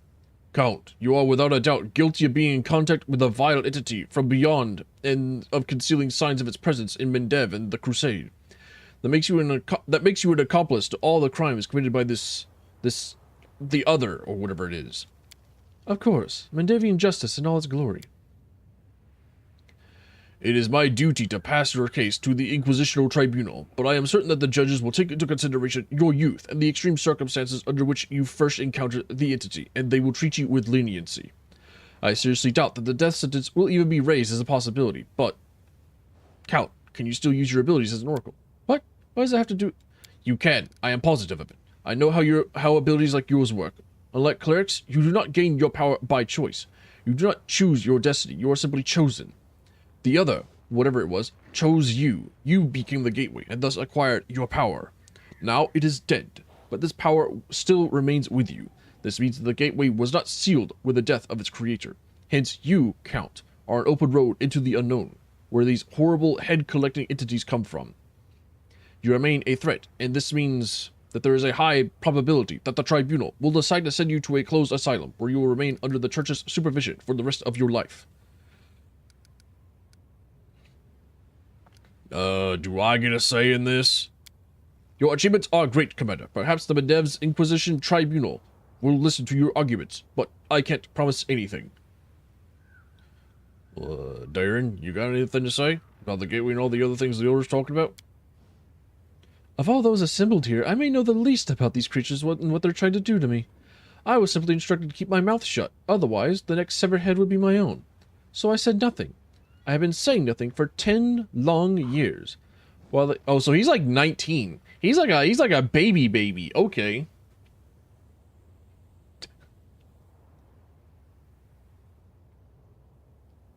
While they used to come to me and to come and go from this world as they pleased, I don't know how it works.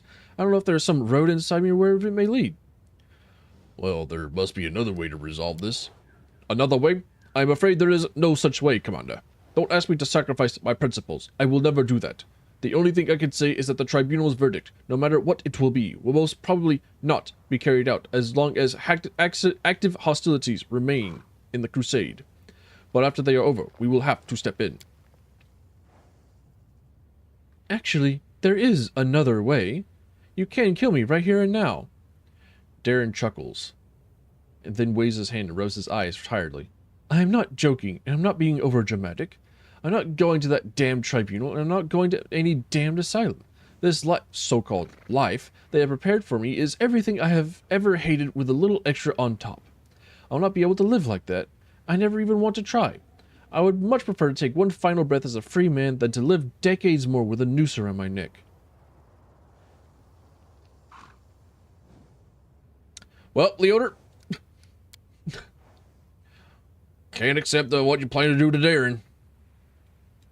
Darren stares at you with a surprisingly sincere expression of gratitude. I do believe that was the most significant thing anyone has ever done for me. Isn't that touching? And now, if you'll allow me, I intend to fight back as hard as... Alright, well, time to fight another, like, secretly level, like, 3,000 character. No. Actually, no. We need a resurrection spell. Because... No, wait, hang on a minute. Are you still confused? I appreciate privacy. I don't need anyone's sympathy. Stand over in the corner until you're no longer a threat to everyone around you. Are you peaceful? Are you good? Okay. Do I get any loot?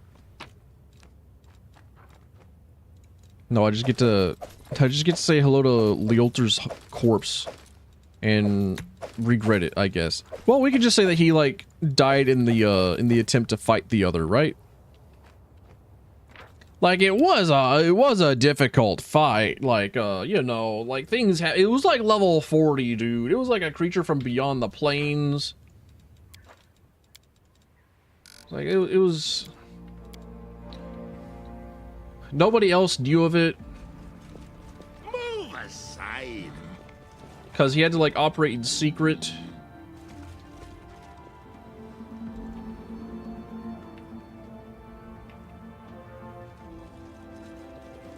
And I keep my healer.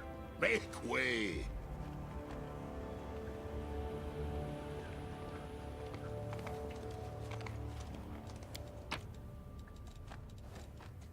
But not even a little bit of loot? Damn. It's an odd word.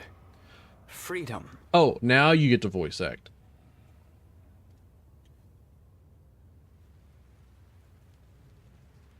We just killed a man for your sake. Oh, yes. And I even feel something approaching regret. This Inquisitor didn't seem such a dreadful hypocrite, unlike the others of his kind. He died for his beliefs. Such is life. The genuinely righteous always die first. But he knew the risks. I doubt I would ever be willing to sacrifice everything I am for the sake of a stranger. At least he's kind of self-aware. Wow, you mentioned freedom. Because it is the greatest treasure, second only to life itself, which many fail to appreciate, sadly. People are so eager to shackle themselves, sacrificing their freedom, and they don't even realize it. Well, so be it. I am free now, and I, for one, do know how to appreciate my freedom. Well, I got a lot of questions for you about the other and more. Let's postpone this conversation till Damn we're it. back at camp, or I rarely say things like this. I have never said anything like this to anyone before, to be precise. But I am amazed by everything you have done for me. I'm not sure I deserved it, but still, I am very grateful. It was either rescue you, kill a man for you, or create a whole other like healer.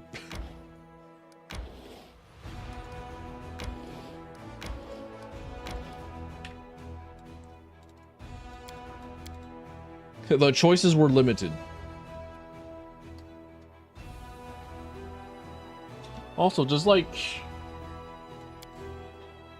does the video game look any better?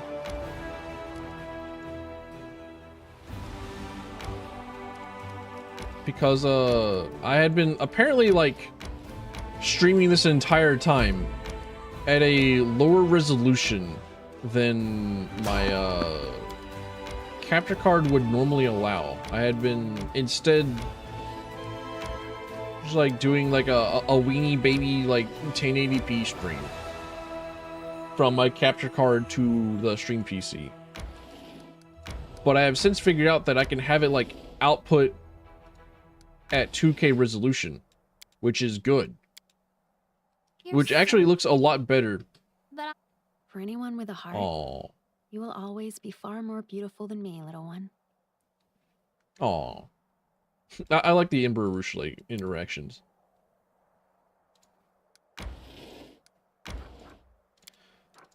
But like I think that whatever Linus Tech Tips did a video on it where like downsized video,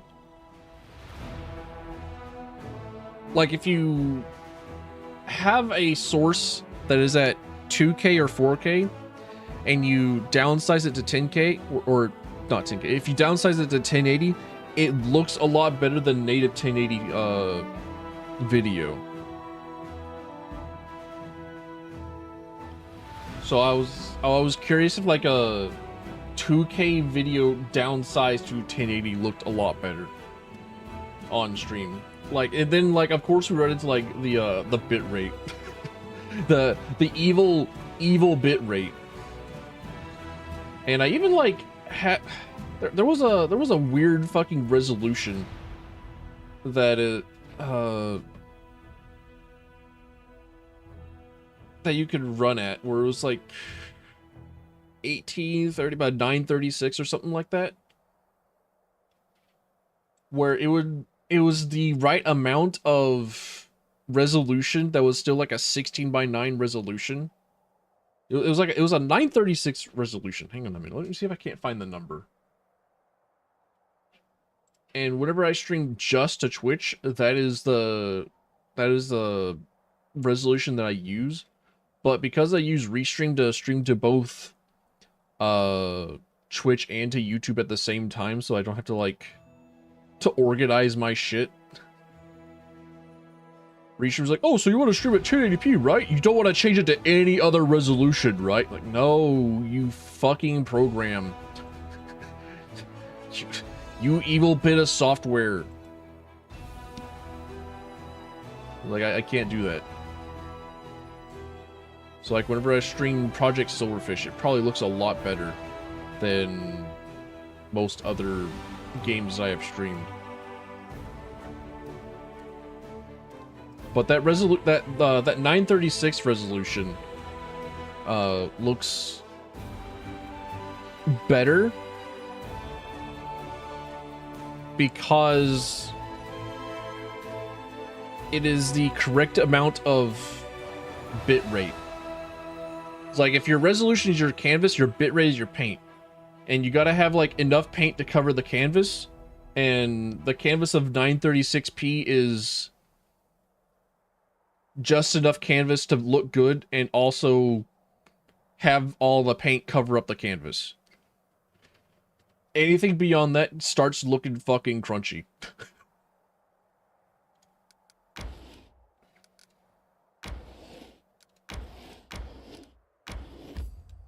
Into the befouled barrows. Like, some of this text might look a lot better. Like, it might look a lot more legible. I know that whenever I was taking screenshots for my video, that I spent like 9 hours gathering stuff for, by the way.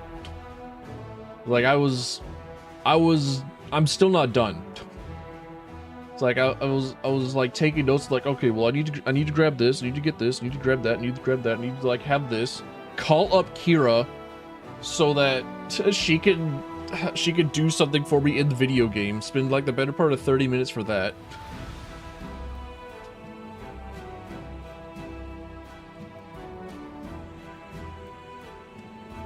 And I'm still not done. I still need to like grab things. I spent the better part of 9 hours on that shit. I'm like, man, I still gotta like put it all together. I still gotta like edit this shit. I'm still in the fucking mines, dude. I was like, yeah, I'll just edit it in like a day. I'll be okay. Maybe there's a reason why it is that I just like haven't gotten around to like doing it until I had multiple days off in a row. Like, fuck this, dude. How do video essayers do it? It's like talking on the phone, you know? It's like the most evil, diabolical thing that you could possibly do. Pick up your telephone and ring someone up. It's like, use it as like an actual phone. Like, goddamn. Imagine calling somebody. Taking you like multiple like months to lead up to it. Take like 3 to 9 months to do it.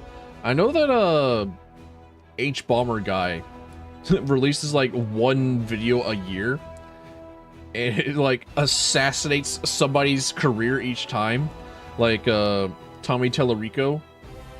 Rest in peace, that asshole.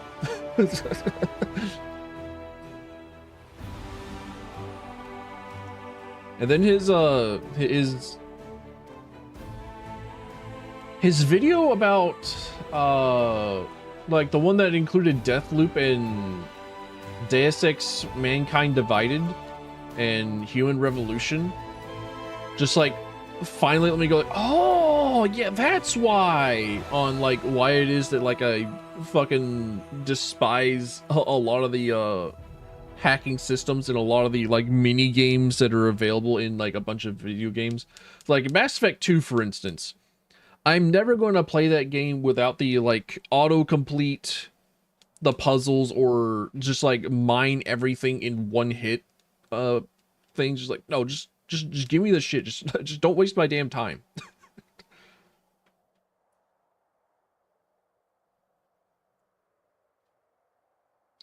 It's like, oh yeah, he's right. That's why it was like I already like felt this in my bones, felt it in my soul. But much like with my hatred of cars, it took like somebody else to say like, oh, this is why, and I was like, oh my god, I'm not insane. This is like actual perfect, the way of the words. Oh. Yeah, like, damn. It takes me so long to to work up the courage and like the will to like do a voiceover. How do the video essayers do it? And the absolute incredible gall of Zuli the Witch, I believe her name is.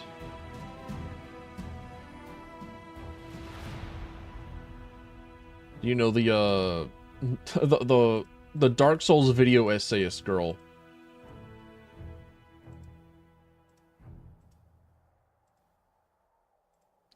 It's like all of her videos are muted. Oh. What? Why are... Hold on a minute. No, don't autoplay my... Don't autoplay my Mythbusters marathon. Don't do it. I'm watching those. Don't autoplay the Sweet Escape from Hosmi Eileen. It's a very good cover. She has a very wonderful singing voice.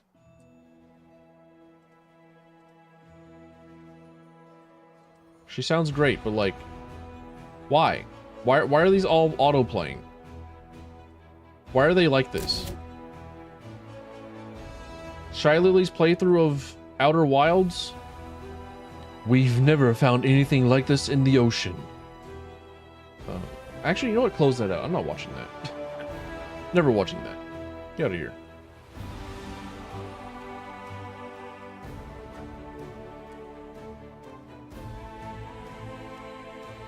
Iridescent streaks appear in the bilious violet sky above the deserted lands. The streaks are not like an ordinary Galarian rainbow.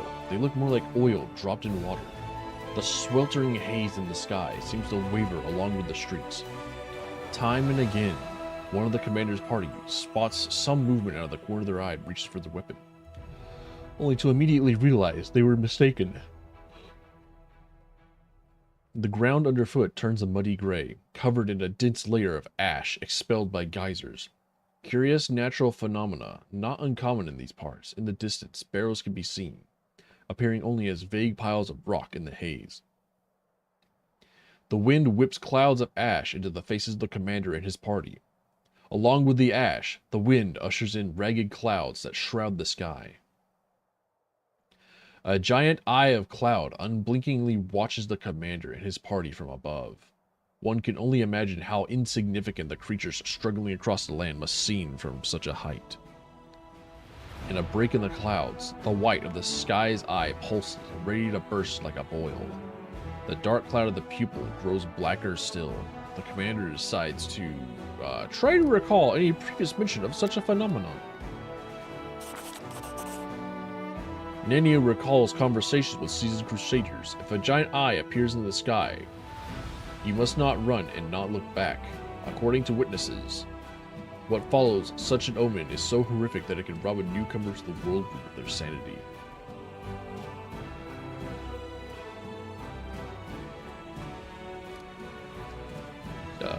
So what? Does that just like keep moving?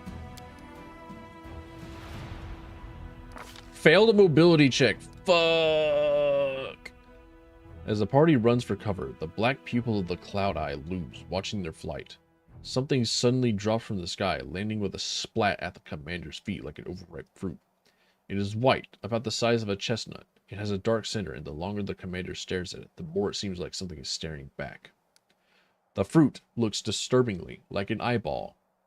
The whirlwind of ash stops the party from looking up to see what is happening in the sky. Perhaps a carrion bird was transporting its already rotting prize home. At least that's what all the companions are hoping as they cluster around the milky white eyeball. A second eyeball lands nearby with an unpleasant squelch, leaving only a bloody splash in the ash-covered ground. 2 eyeballs. Cannot be a coincidence. The commander does not even have to speak. Without a word, the party wheels around and races toward the barrows that loom black through the ash. The sickening hail pummels them in the back, shoulders, and heads, leaving wet marks on armor and clothing, soaking their hair in sticky slime. The land around the barrows looks more like a dumping ground than a burial ground. The storms have bleached skulls and bones, rusted armor, and dented swords. This is a familiar sight. More surprising are the arms and legs of golems scattered around the waist, the once snarling faces of animals that now lack all resemblance to their living brethren, things that look like horse carcasses but with broken mechanical legs. Everything is brown with rust and long forgotten. A battle was fought here once. Through the veil of ash, the party struggles to find the entrance to the barrow. Arushale, it's your time. My wife, go, perceive. Arushale taps on the rock to test its solidity, trying to find a weak point, a crevice, or a door. Victory smiles on her. The next strike is answered with a ringing of iron. The ash-darkened piece of metal that covers the entrance crumbles under Arushale's attack. The mouth of the barrow is cool and smells of dampened dust. More of the ash lies underfoot, pressed into a glossy, slippery crust. It's clear the barrow has been constructed above a cave system. Deliberately carved out corridors stretching off into the barrow's depths leave room for natural passageways. The wind, wailing through the stalactites in the dark, carries a strange sound similar to a desperate human cry. Help me! Help me! The party strains to hear and decides to find who the voice belongs to with my 45 nature. Like, stand back. I know this shit. It's actually really funny that, like, I think the 3.5 Player's Handbook states that, like, somebody who has, like, a 0 rank in something has, like, absolutely complete 0 fucking knowledge about anything, or it has, like, 0 adaptability at all for it. Then somebody with, like, with 3 ranks into it is somebody that is, like, pretty good at it. And then at 10, they're, like, phenomenal. Like, superhuman. And then at 20, they are, like, beyond gods. It's kind of like a shonen power creeping. Like, oh yeah, you're just at, like, 45 now. What does this mean? Like you know beyond time? I still don't think that, like, me saying that, like, oh, there's a guy in Dragon Ball Super who is stronger than time. And that's why they can, like, take on Hit. And, like, dude, you're spoiling it. That's not a fucking spoiler. You're watching Dragon Ball, you idiot. Like, that's the goal. That is the inevitable goal of Dragon Ball. They're like, the next time they have, like, a new Dragon Ball season of something or other, like Dragon Ball Super 2, they're gonna, like, have someone that's, like, stronger than space and time or whatever the fuck. So somebody who's like even more powerful than that. Like, they just, like, keep ramping the fuck up. Stupid.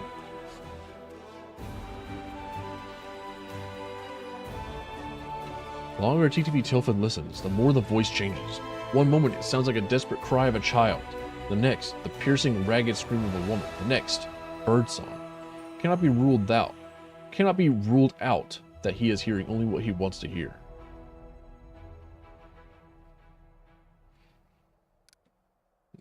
Go towards the voice. Why not? I'm curious. TTV Tilfin cannot ignore the cries for help, and the party rushes toward the sound, frequently looking around for enemies or traps. A strange thing. The closer they get to the voice, the less distinct the pleas become, blurring into the grinding screech of rusty mechanism. The only passage leading further into the barrow finishes in a dead end, a spacious cave, its walls decorated in frescoes that have almost entirely faded over time. Before the companions have a chance to decide whether to look for a door or turn back, the cave floor, which seems solid with well-trodden ash, vibrates and begins to ripple like water. One after another, the commander's companions are sucked into the thick, ashy mass like they have stepped into quicksand. Your stats, you can answer what it sounds like when a tree falls and no one's around here. Finally, I'll be able to know if, like, a bear actually does shit in the woods. With my 51 in athletics, whenever I do push-ups, I'm actually pushing away the planet and pulling it back. The party notices fissures in the nearest wall and tries to grab onto the cracks to climb out. The commander's companions hang suspended above the quagmire for a time, but they cannot move any further. There are no other ledges in the wall to grab onto. Even the strongest party members begin to lose their grip and gradually... You fucking video game! Assess the situation. The party understands that panicking is pointless. Assessing the situation and formulating a plan of action is much more useful. When they stop struggling, they notice that the quick bash seems to loosen its grip in turn. Below, they can hear strange noises like grinding metal. Could there be a mechanism drawing the quick ash downward? The exit from the cave is still too high up, and now the party can have only one route, down. Deep breath and dive. The quagmire's resistance vanishes as expected. The commander opens his eyes, sensing that he is in free fall. Through the gloom, he sees a spear sticking out parallel to the ground, and he manages to grab hold of the wood and hang suspended from it. Suddenly, everything jolts into action. Dozens of daggers, saws, swords, and spears spring out from all sides, whistling through the air. But this is no enemy ambush. The weapons are being brandished by the pistons in loudly scraping gears of a giant mechanism. The spear that saved the commander was so rusted in its piston that it is no longer able to move. The party has found itself in the heart of a giant metal flower, growing up out of the ashy quagmire covering the floor. The Uranog, built by the Forges of the Abyss, tries to close its petals, crushing, mashing, and cutting its victims to pieces, but years of lying dormant in the darkness have taken their toll. Its articulations move with soul-shuddering screech and become easily jammed. The mummified bodies of unlucky crusaders can still be seen hanging, speared on rusted blades. If the commander wants to avoid their fate, he must break the pistons. I could do that. You fucking kidding me? The pistons brandishing the weapons look rusted and fragile. The commander strikes out at the closest one, which is armed with a serrated lance. The lance plummets towards the bottom and falls between the toothed gears at the heart of the Uranog. The screeching of the jammed mechanism sounds like a pained human shriek. The Uranog shudders for several seconds, trying to grind down its own part. Finally, it succeeds, but perhaps the commander will find a sturdier lance to halt the mechanism for good. The commander is almost out of time. Another few minutes and it will all be over. Realizing that a simple escape isn't possible, the commander decides to try jamming the Uranog's main mechanism in the heart of the flower. He looks around for something sturdy and finds a staff. Fuck. A hammer.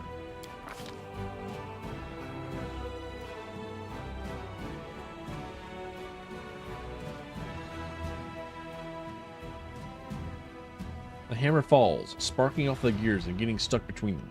With a furious screeching and scraping, the Uranog tries to grind up the hammer, but it cannot. A tremor travels up the pedals. There is a deafening cracking sound, and the Uranog stills forever.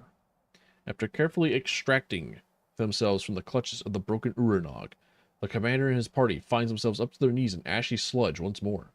But this time, it only harmlessly squelches under their feet as they walk. A dark breach yawns before them, and the cry the commander heard at the entrance of the barrow rises up against. Help me! Since there is no other route, the commander decides to see if there's anything of value. Defense's gift? Cool. What the dead no longer need may prove useful to the living. Fortune smiles on them. The party will be leaving the Uranog cave richer than when it went in. After all its ordeals, the party finally goes up to the surface and emerges in a small chamber. Pipes protrude from numerous openings, dotted all over the wall, and they connect to a small box adorned with Baphomet's symbol. The box cries out, producing high plaintive noises that, when carried through the pipes, begin to sound something like, "Help me!" The commander knows that this is just another demonic mechanism, created to lure crusaders in the barrow. He smashes the box, scattering small bolts and gears across the room. Silence reigns. There are no secrets left in this place now. Cool. So what is this? +3 damage bonus to the second weapon when dual wielding or wielding a two-handed melee weapon. The wearer has the weapon training ability and it is wielding weapon. It gives a bonus to that bonus increases by 2. What are my current?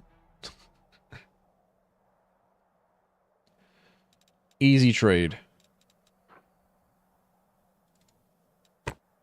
Easiest trade of my fucking life. You kidding me, dude?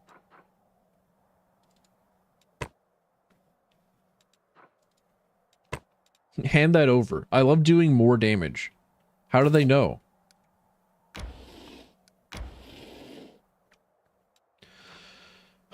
That said,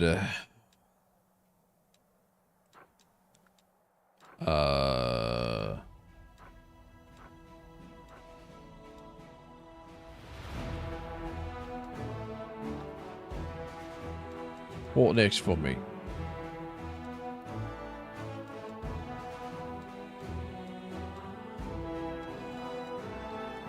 I guess it's explore time.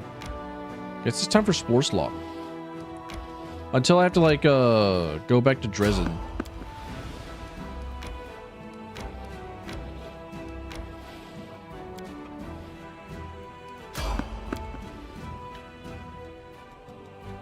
Which I probably should. My sword is an extension of my... So... Or at least I should probably do that now-ish.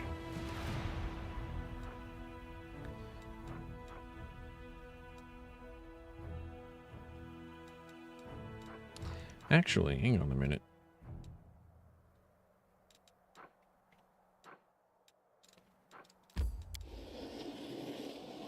Let me go to the Ninio. Ah, damn it.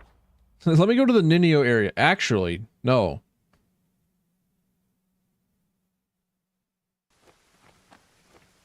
Oh, what a fool I am. Ask me a question, I will answer. The second question is more complex, and therefore the answer will be more difficult. I will share a memory with you, and you must tell me what you see. For a moment, the world around you ceases to exist. Instead, you find yourself surrounded by a thin, delicate mist. A green light ripples through the mist, illuminating the silhouettes of people, buildings, hills, ocean waves, animals, and trees. You see them briefly as they take shape, but they vanish almost as quickly as they appear. But there is something else with you in the mist, something that doesn't disappear. Menacing, elongated shadows rush toward you from all sides, and then the vision fades, the images flickering out of existence. The answer is simple. The vision showed you the ethereal plane. You saw astrodemons hunting down souls that were trying to reach Pharasma's court. I saw the astrodemons. Oh, it takes a little knowledge. My time is at an end. Quick, answer me a question before the spell takes effect. Didn't I already ask about how long they've been bound to the heart of mystery? How'd you die? I died alone, in the dark, doing game duel. Fuck. I can't believe that he died from game duel. Crazy. This stuff is dangerous. Don't do this unsupervised. I can do this because I'm a trained idiot. This is definitely not like Kingdom Hearts, like any of them. This is definitely not Guilty Gear. It is Guilty Gear. Shit. Well, which one? Is it Xrd? Oh fuck. Oh dude.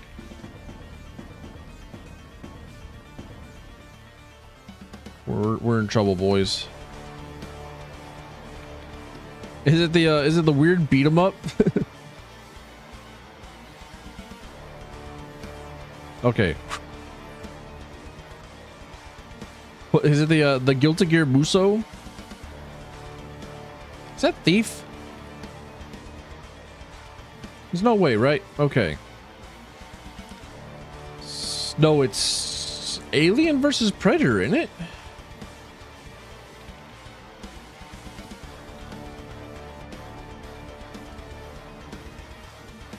Well, it's one of the Alien games.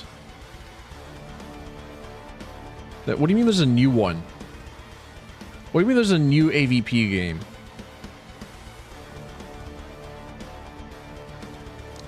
Oh no, what's that what's that Pokemon trainer?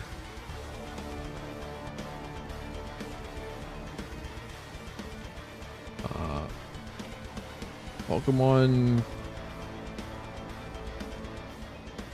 Oh, Scarlet Gym trainers.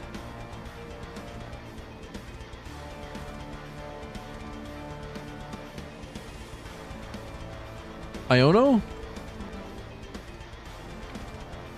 Fuck, it's not Iono.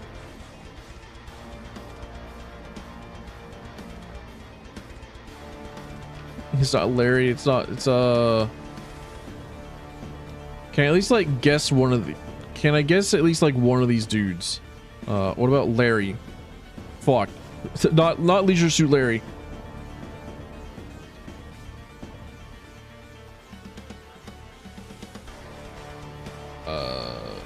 Do they even have like any of the, oddly enough, they don't have any of the Pokemons.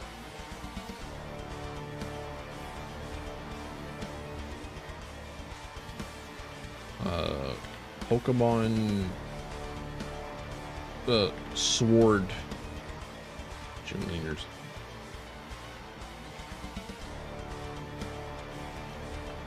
So let me just guess Nessa real quick. No, you can't guess Nessa. She's not in here. What about B? A Beat from Jet Set Radio? Definitely not. What do you mean they don't have like a single Pokemon trainer? God.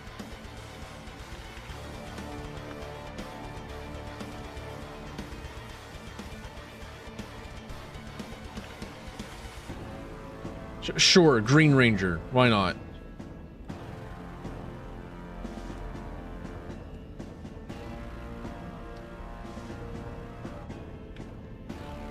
Is it Mr. B? Pokemon? Oh, I can never spell Mirror B. Okay, whatever. Oh fuck! Come on. I still think that it's like a Pokemon character.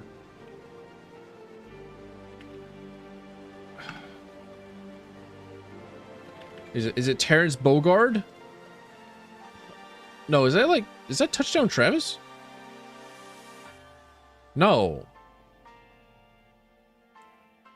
Where the fuck are you? Which no idea. Dead as Disco from Charlie. The only thing that I know about Dead as Disco is the versions of Dead as Disco. There's like, oh, this song that you've already listened to, but like the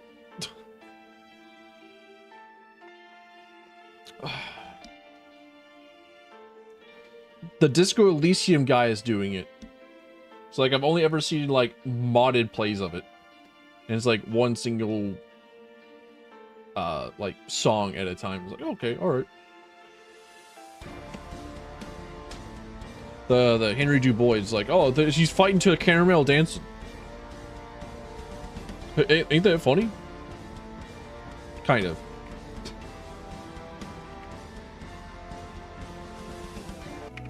All right, cool.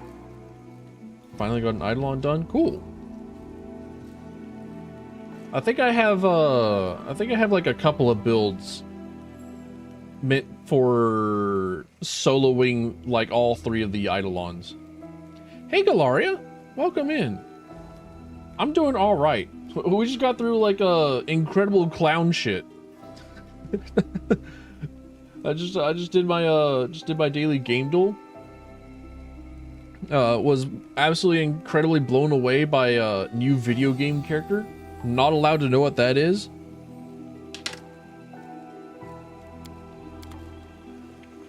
Daily what's that? Game duel. It is a website where every single day you get to choose. Well, it's not like you don't get to choose, but like every single day it gives you like cover art,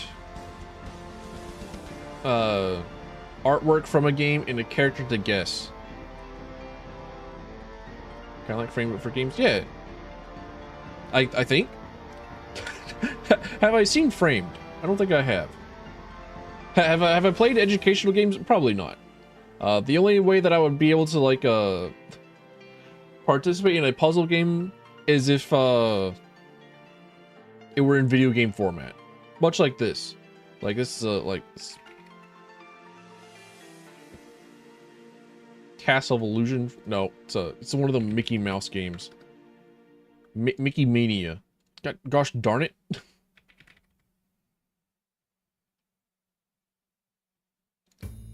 There it is. That one. So each day you get this one. Each day you get a new one. Should get framed to go if I like movies? I have nothing against movies.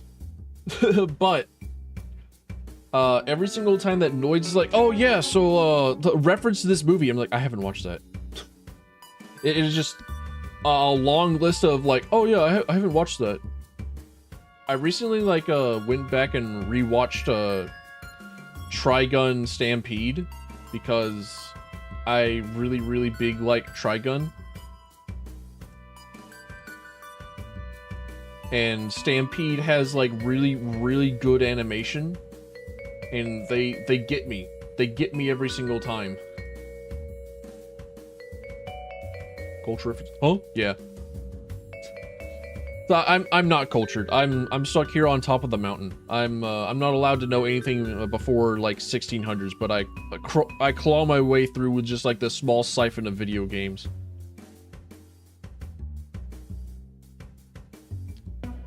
It's like clearly I win more often than I don't. It's like I have an 80% like win rate in Game Duel, guessing them around. Movies? I'm dead. Movies? I'm done for. And then like of course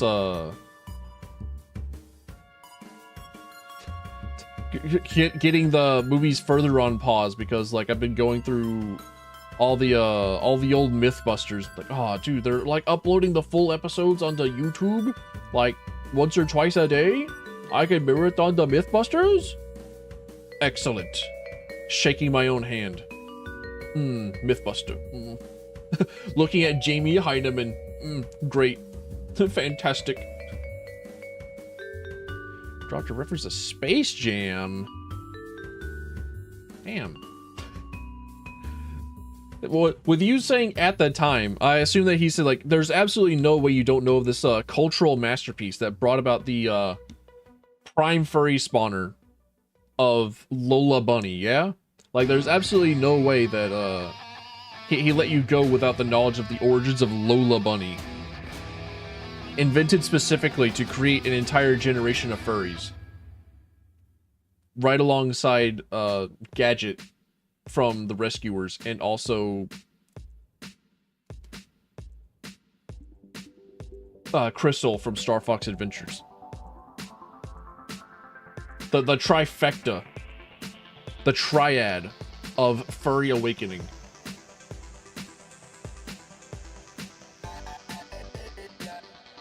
I had to show a clip.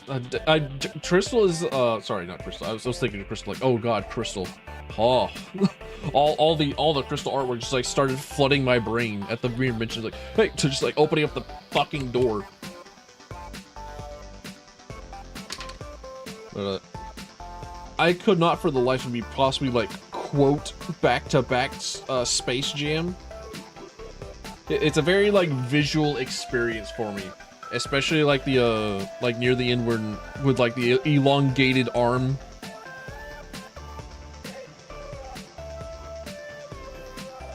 Or like all the mashups from like Space Jam. Like the amount of songs that came from just like the Space Jam main theme songs. Like gosh darn. Botanic Sage added again. Crystal and Lola being so close proximity damaged a whole slew of people. It was an assault on all fronts. It was a two-way war, a two-pronged war on the youngins in the video games and the youngins in the movies. And then we got like, I think Judy Hopps in Zootopia creating a fresh wave. Just in case we need like reinforcements for the computer science field.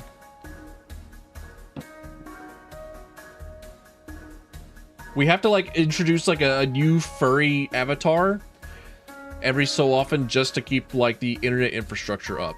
Like if we did not get like a regular influx of furries every now and then electronics as we know it would just like fucking disappear off the face of the earth. Alright, that one's too quiet. As much as I love Infinite Big Blue. Zootopia 3? Fucking me there. Oh yeah, there was a second. What? I'm not surprised. Okay, I went to a Subway the other day, bought like a $20 sandwich, was like fucking fuming to myself, like, God, what do you mean a fucking $20 sandwich? But it was mitigated by me like looking at like an advertisement they had on top of the counter. It's like, oh, see Moana in theaters soon. Like, Moana, isn't Moana already released? Don't we already have a Moana? Isn't that the one that says da da da da da da, you're welcome, and then it's like the I'm shiny? Is that not Moana? So I was fucking like confused, like scratching my head along with like my so it was enough of a distraction from my $20 like 12-inch herbs and spice chicken teriyaki pepper jack spinach onion lettuce, like including the lettuce that makes you shit yourself, and like the works. And then like it took me like so long to like figure out like, oh, it's a live action. Oh, they just like remade it because I forgot they were also like a live action kick, just like the anime industry, but worse, because like at least the anime industry would like bring on like different talents, even if the different talents were talentless in acting. they were at least like different people trying to get their foot in the damn door. A Moana live action before Atlantis? Dude, that's actually not surprising at all. Like, Atlantis and Treasure Planet were like the last two traditionally 2D animated movies, and they were both sent out to die before they got phased out for like what, Bugs? And then like Shrek, and then just like 3D animation all the way ever since. Dude, I grew up on fucking Treasure Planet, dude. Like I love Treasure Planet so much that like I was a wee little tyke, a wee little baby. Hold on a minute. Do I have baby picture? Hold on a minute. Do I have my baby picture? No, I don't. Shit. Is this it? No, that's not it. Is this? No, that's also not it. Shit. It was like little tiny baby. It's like, oh, mommy, I want my hair cut like Jim Hopkins. And she was like, okay, all right. And she put a bowl on my head and gave me a bowl cut. So I had like a bowl cut of by the way, James Pleiades Hawkins did not have a bowl cut, but I had a bowl cut for like a year or so, possibly more. Atlantis, Treasure Planet, and Titan AE. I also had that same exact trilogy. It's like I still have both I'm Still Here from Treasure Planet in my head, just like at all times, along with like the associated daddy issues. And I have a Cosmic Castaway just like ready to just like play in my internal jukebox at any time. Atlantis is like the only one that I'm like kind of weak on, because I did not have that as a wee young lad. I got that one slightly later. But I did like watch it, like, oh yeah, that's great. And then I rewatched it again as like an adult with sentience and sapience and some semblance of a brain. And I was like, yeah, this is awesome. I like this. And then I got like the second movie, could not get past like the first 5 minutes of it. Like just like I went immediately straight from like Atlantis 1 to Atlantis 2, and just like side by side, just like the camera panning around animation was god awful. Like just that little bit of like them going around in the lava in the second movie was just... I wanted to puke. I could not sit through it. I could not stomach it. I was like looking at the emaciated dead corpse of like a young friend. It's like, cover that shit up. I can't get out here. Prince of Egypt was pretty darn great too. Prince of Egypt was awesome. It also has like a banger soundtrack.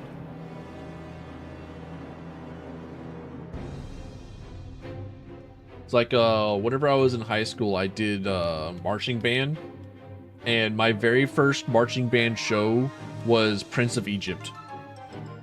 It was pretty sick.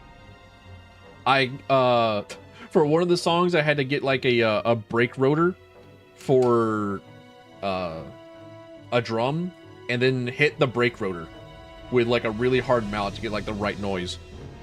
And then another bit was because of course I was percussion. Like I was in the pit for the first year, and then every year after that I was like on a bass drum. But I did the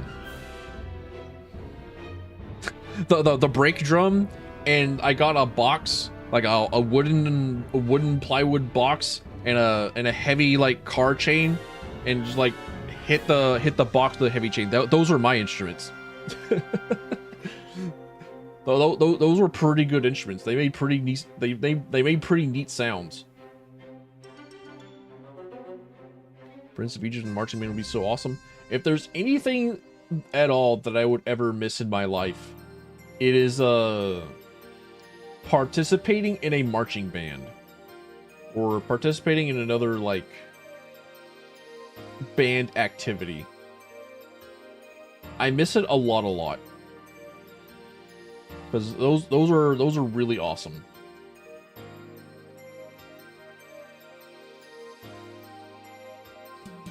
That said, I haven't like picked up my own instruments in like forever. It's like I'm just like looking over in my room, like looking over at my drum set, and it's like, oh, that's a new set of dust on the cymbals.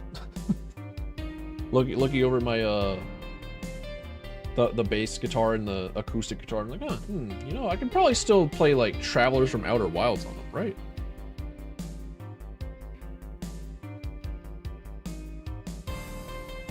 You need to kill 9 more Eidolons. If you're still alive and around by the time I'm like done streaming, I would definitely like hop on.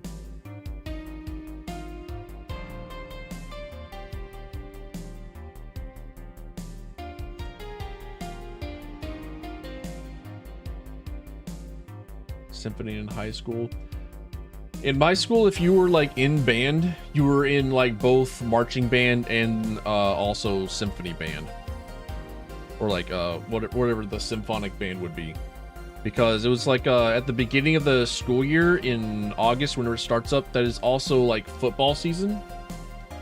So for all of football season, you play in marching band, and then after that you play in non-marching band.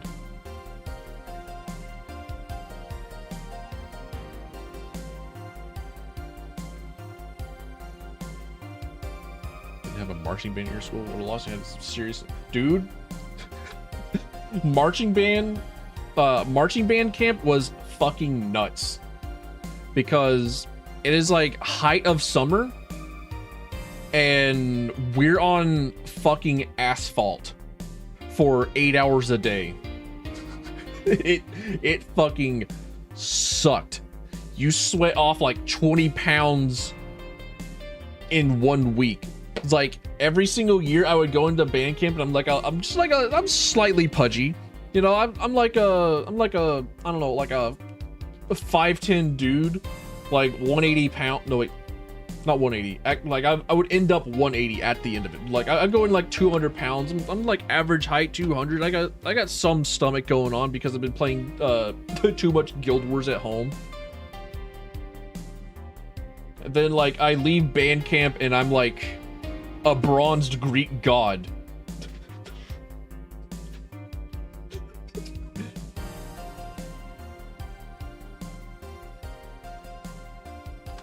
And it was even worse for me because like I was like the tallest and like the most physically fit person in the drum line, and also I like requested it because I'm an insane person. But like I was bottom bass drum, which means that I had the biggest bass drum, and that was like a solid like 50 pounds of equipment. So like on top of like marching around on my toes the entire damn day under like the blazing hot sun for like a solid 8 hours.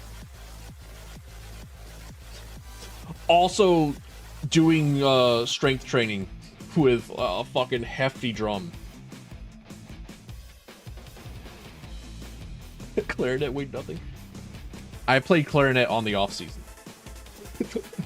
It's like I was like one of the fucking weirdos of band that would play something different from marching band to like normal band hours, where I played clarinet in normal band, but I was percussion in band or in marching band. It got really weird whenever I was a drum captain, but like I couldn't like go through a lot of the practices that we had without the rest of the drum line. So like during the school season, they separated out like the percussion and the rest of the band classes. I don't know why. Couldn't tell you why, other than just like to allow for them to get like different focus, like being able to be instructed differently, be able to be instructed separately, and get like more hands-on with the band director. But during the school year, during like actual like class time, they would like the rest of the drum line would be without their drum captain because I was in I was in like the regular band class practicing with my clarinet. Or it would be like a they would hear like the rest of the marching band would hear like 1/8 of the drum line. Cuz it's just like me in the back with my big fucking drum. Wish you had tried multiple instruments. You still can, with the grand power of being an adult and having the elective decision over your life. You too can pick up another instrument right now. You can do it, pointing directly at you. You can do it. You can go to that thing that you have never done before. You can in fact have cake for breakfast. You can in fact just walk out the door and get on a bicycle. You can in fact just do that. You are allowed to just do that. You can do it. You could just get a clown horn. It's like peeking out my microphone. Why is it actually so fucking loud? What does the clown horn do to the microphone?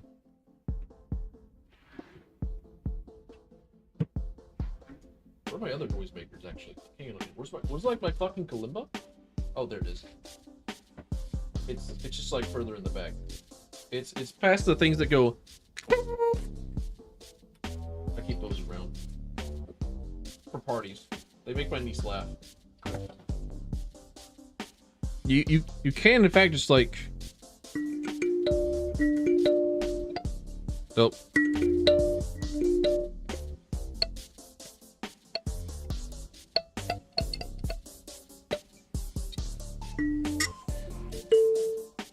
Yeah.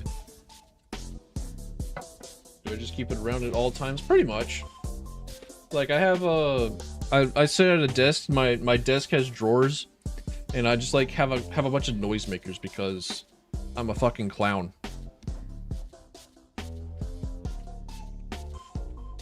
I'm out here with like my sleight of hand tricks, laying eggs and hatching small birds from them.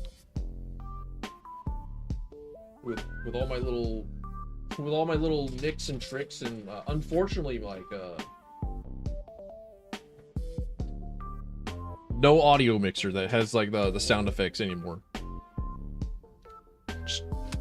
I just live sadly now.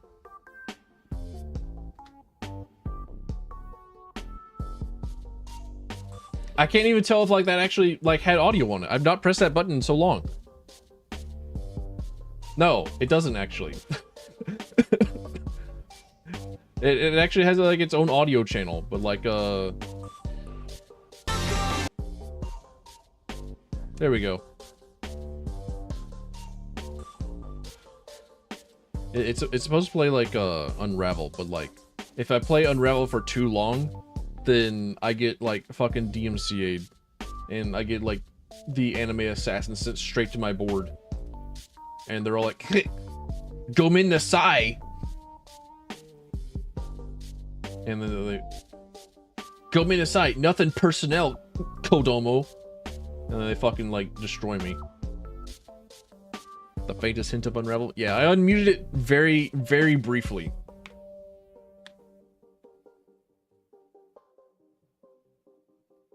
Like, I think if I say like audio jungle, audio jungle, then like we might be safe.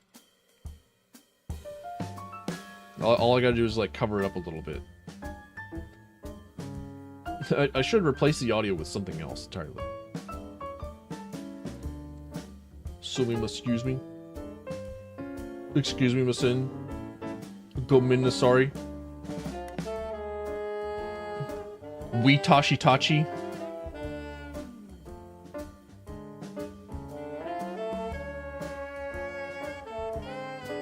So much like jank ass Japanglish that came from like fucking Kiryu Koko's meme reviews. Like the moment Matsuri just like lost her shit at Gomin Nasari, like it was all over for the rest of us. And you know it. I know the histories. I was there. Do not tell me of the old magic witch. I was there when it was written.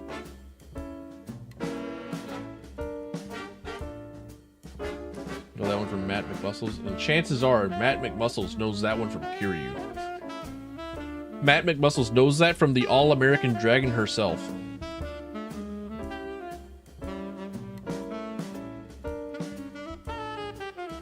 Because Matt McMuscles knows a little bit, a lot about a lot. And I wouldn't put it past him to be a old-time VTuber watcher. I would not put it past him.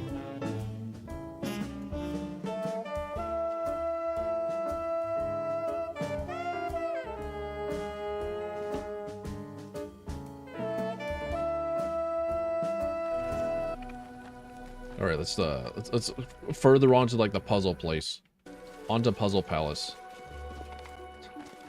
I'm so sorry, my little baby horse, subjecting you to the awfulness that is the world around you. You're not prepared. You're not prepared. Oh hey, you're level 10 now. Wow, incredible.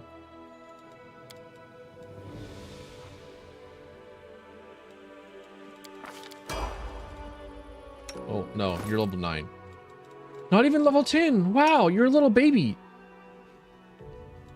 Does the dino speak perchance? Nope. The dinosaur is unfortunately a non-verbal creature. He's a little goofy, he's a little silly. I used to have a dragon that would speak. Follow me. But due to lore reasons, or due to gameplay purposes, I had to like shake hands and say goodbye to the little dragon. But in exchange, I got like a different dragon. I got a gay rainbow dragon, little gay baby dragon. You can see him change colors briefly. I don't know. He's flapping around. He's got zoomies. He doesn't want to stop. Just like my little like quokka thing over there. I don't know what's wrong with him. Move aside. Remember seeing the dragon in the previous stream? Yeah. Had to say a little bit. I had to say goodbye to him for a little bit. It's not a dragon, it's a mutated bat. Is this the part where we like start getting into the wyverns to dragons Skyrim argument? I'm certain that like dragons and bats have got themselves a common ancestor. Actually, it's not a real bat because he has like 6 appendages as opposed to 4. I haven't pulled out the nerd voice in a while. I need to be more infuriating.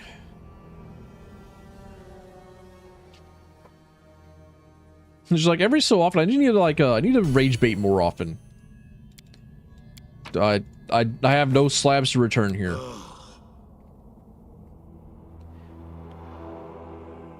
Start actually you more. I can start just fucking killing you. I could just like start like getting your like home address and like biking my way up there and just like killing you with fucking hammers. I could just do that. I could just like beat down your door and then just start like slamming into your body with delicious relish. How much longer, I wonder?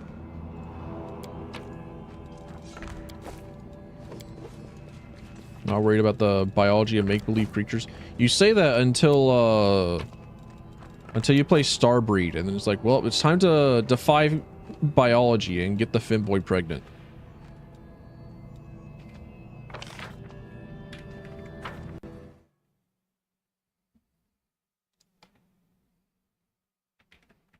Let's see, what is this place? The core of the riddle? Cool. Core of the riddle. There we go. Give me my solution. I don't want to solve this. Yu-Gi-Oh has a wyvern type now. What's the difference? As somebody who has never picked up a single card of Yu-Gi-Oh because he has been too incredibly poor to get a single card and therefore has looked upon the entirety of Yu-Gi-Oh as like a fox in the grape situation.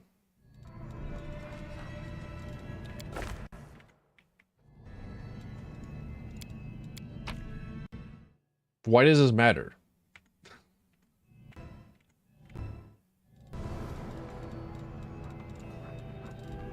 It's like,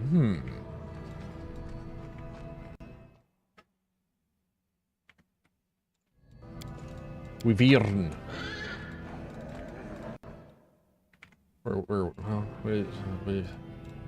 I'm looking. No, that's the wrong one. Bzz, incorrect one.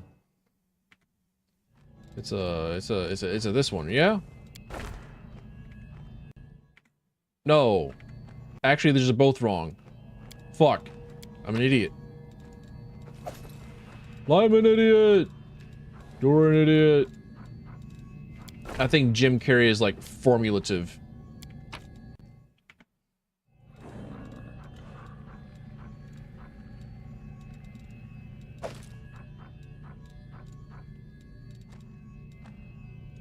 Upgrading random stuff you never touched, yeah. I like the circuit conceptually.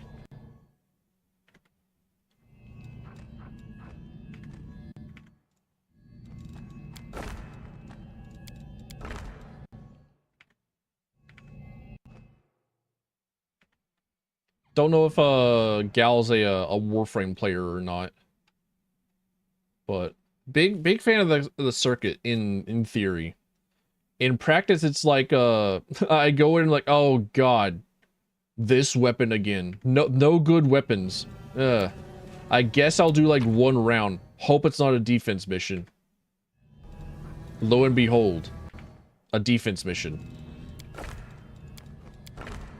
It's time to stab my eyeballs.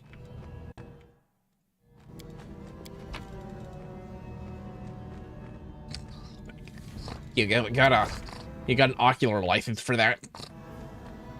Fuck. I fucked up. Follow me, or don't.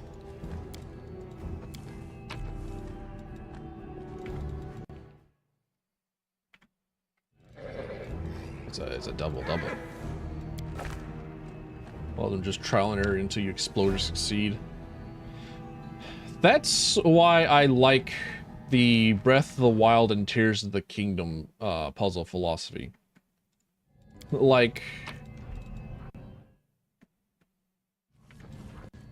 a lot of Legend of Zelda feels like a lot of not even like real logic or deduction puzzles. It feels like small, tiny tasks or chores that you like kind of figure out instantly because you're not a fucking moron. And like, I know that they're like also meant for like children, but like, I don't think that even like most children are meant to like not be able to solve that. Like, I know that's like putting a lot of faith into humanity, but like, the kids are all right. But Tears of the Kingdom, Breath of the Wild puzzles are really, really good in that they allow a lot of creative freedoms. DSP doing the puzzles, yeah. There is always Dark Side Phil just there, ready to destroy the medians. Dark Side Phil always there to like make a new lowest common denominator a person.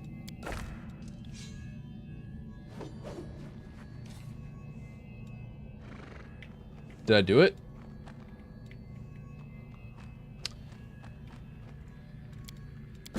There we go. I did it. Woohoo!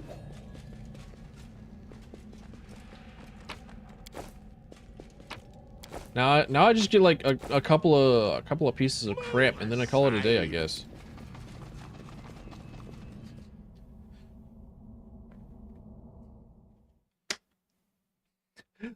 Like Skyrim puzzles deserve nothing. They deserve no respect. They know what they've done.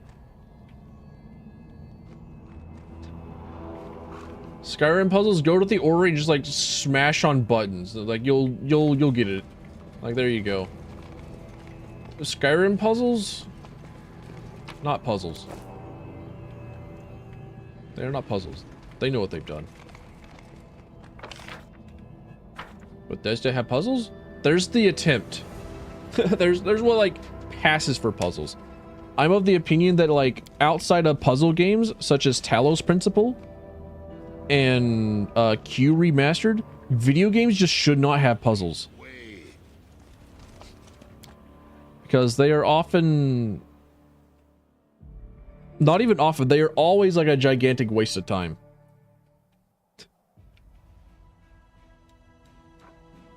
Solve my puzzles 4. Let's see, I got like Heart of Mystery, Forgotten Secrets, Legacy. Legacy? Hang on a minute. Did I go to Legacy and Core? I just did Core. Bethesda's hardest puzzle was supposed to be lockpicking in Oblivion. Dude, lockpicking in Oblivion actually like kind of fucking rules. Like, I know that I was just saying earlier. I was just saying earlier how H-Bomber guy made a video about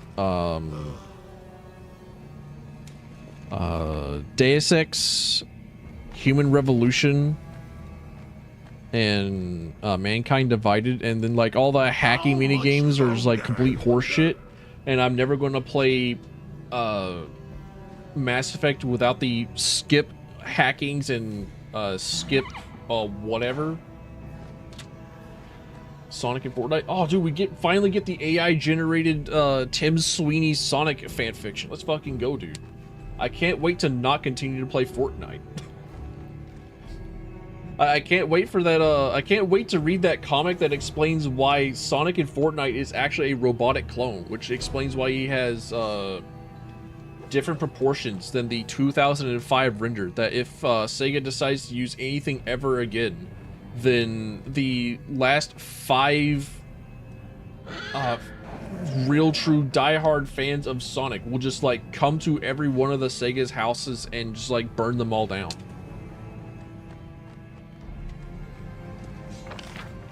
Hey, Misfit. Welcome in.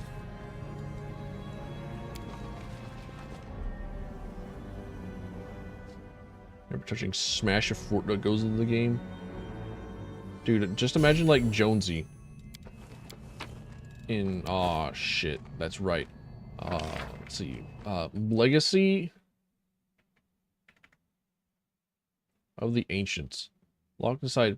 okay, alright. I gotta go to other place. Cool, got it. Thank you. I do not have the ability to grab the tiles yet. You got it. I cannot play Mahjong here.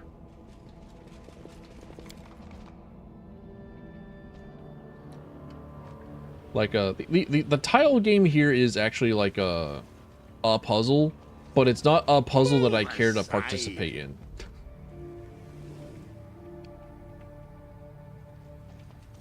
Where's speaking of, there we go. Speaking of puzzles, find me a way out. Yeah, even though I said that, like, I'm never going to play Mass Effect without the skip lockpicking games or skipping planet mining, Oblivion lockpicking kind of fucking rules.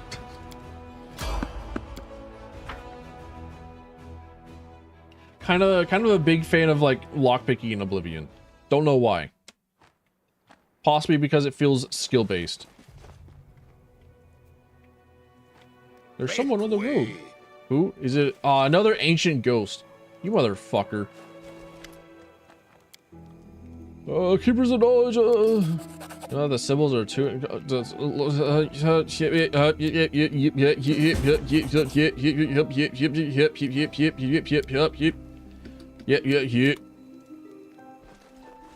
Incredible. Wonderful conversation. I love Banjo-Kazooie. How'd you know? Fucking barren bird. Kazooie! You can't just say slurs like that.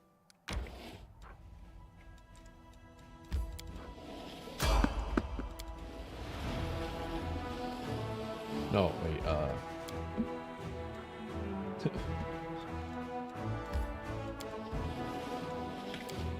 right.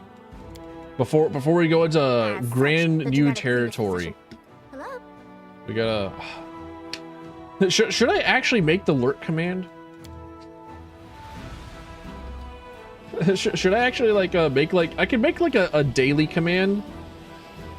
And then I could make, like, a alert command. Should I actually, like, get around to doing that?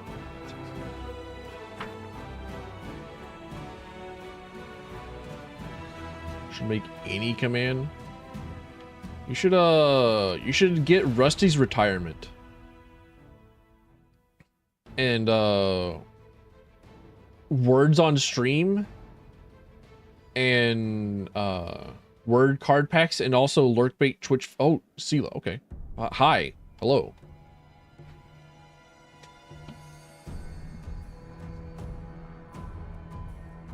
Yeah, bye-bye. Have a good time. Good luck. I know that you're on, like, a personal grind. Enjoy your, like, multiple months vacation.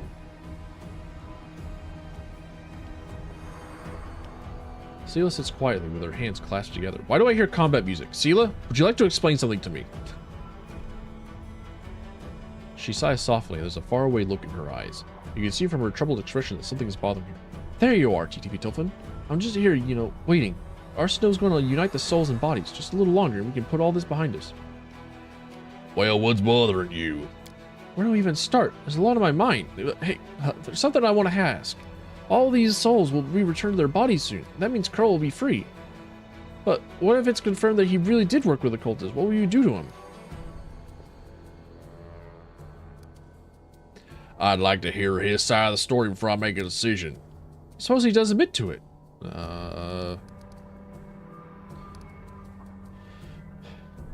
He bears blame for what happened. If others are pressuring him, if he acted out of fear for his life, he deserves leniency. Let me ask you something else. How do you feel about me and the part I played in all of this? I talked everyone into going to the Houndheart's camp to get to the ring. I protected Carl from Elan's blade and saved his life. I'm the reason he, or rather the demon that took his body, got away.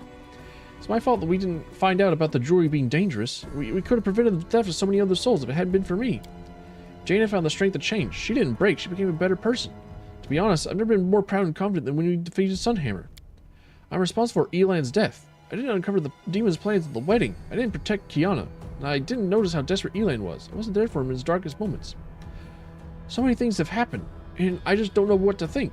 In moments of doubt, Paladins are supposed to find certainties in the word, their oath. So here I am repeating the words of the code over and over again. I will be tempered in my actions, and I will guard the honor of my fellows. I will learn the weight of my sword. Sela's words become a chant. She recites each line with conviction. Without my heart to guide it, it is worthless. My strength is not in my sword, but in my heart. If I lose my sword, I have lost a tool. If I betray my heart, I have died. Sela falls silent. Then she turns to you. So, what is the weight of my sword? Only idiots think they are infallible. I may not be the smartest person in the room, but I hope I have at least some measure of self-awareness.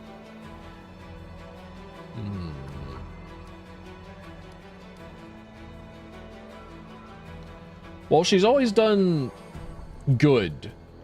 She has not had like all of the information, but like nobody has. There's a reason why like they operate on trickery and deceit and why they succeed. If she like had knowledge and like failed to work on it, then like that would be a different thing entirely. But like she did, so she's fine. And like there was like 1,000 or like some other like 100 other people that like didn't catch on to like demons putting souls into jars. Like not even like my own spy master, so I don't think that she can like blame herself for that.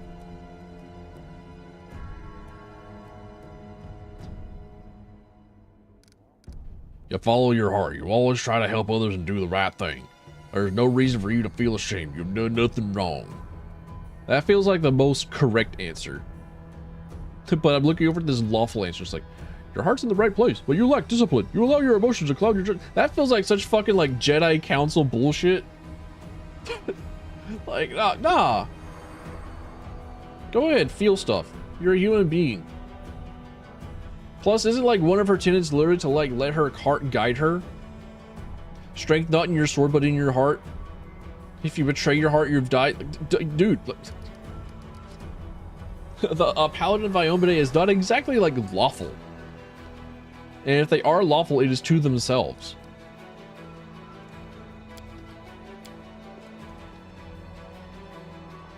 Greetings, Commander. I'm glad you're here.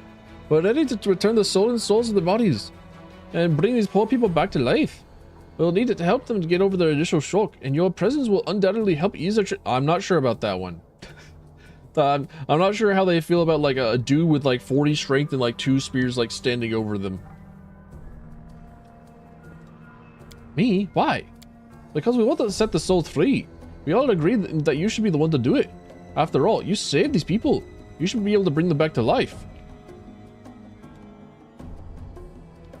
You're too lawful, you become an Aeon that would throw Arushale out for being in the wrong place. True. It's like, you're supposed to be a succubus. You're supposed to be doing succubus things. Stop doing this non-succubus stuff.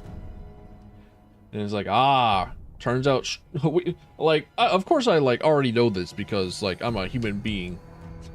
And like, I have read Knights of Wind and Truth. Like, you know, I've already gone through this with like the Skybreakers, but like strict adherence to the law and like order of things is also like bad.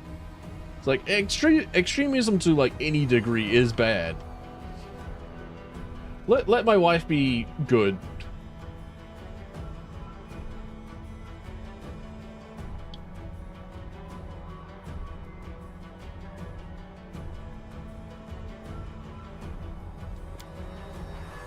You're confusing me with someone else. I'm Sela the Blockhead Paladin. I'm no hero. Like I said, it was a collective decision. We all agreed that should be you. The loved ones of the victims. I'm not to myself. I'm not going back and ask them to find someone else. So stop arguing. Let's go.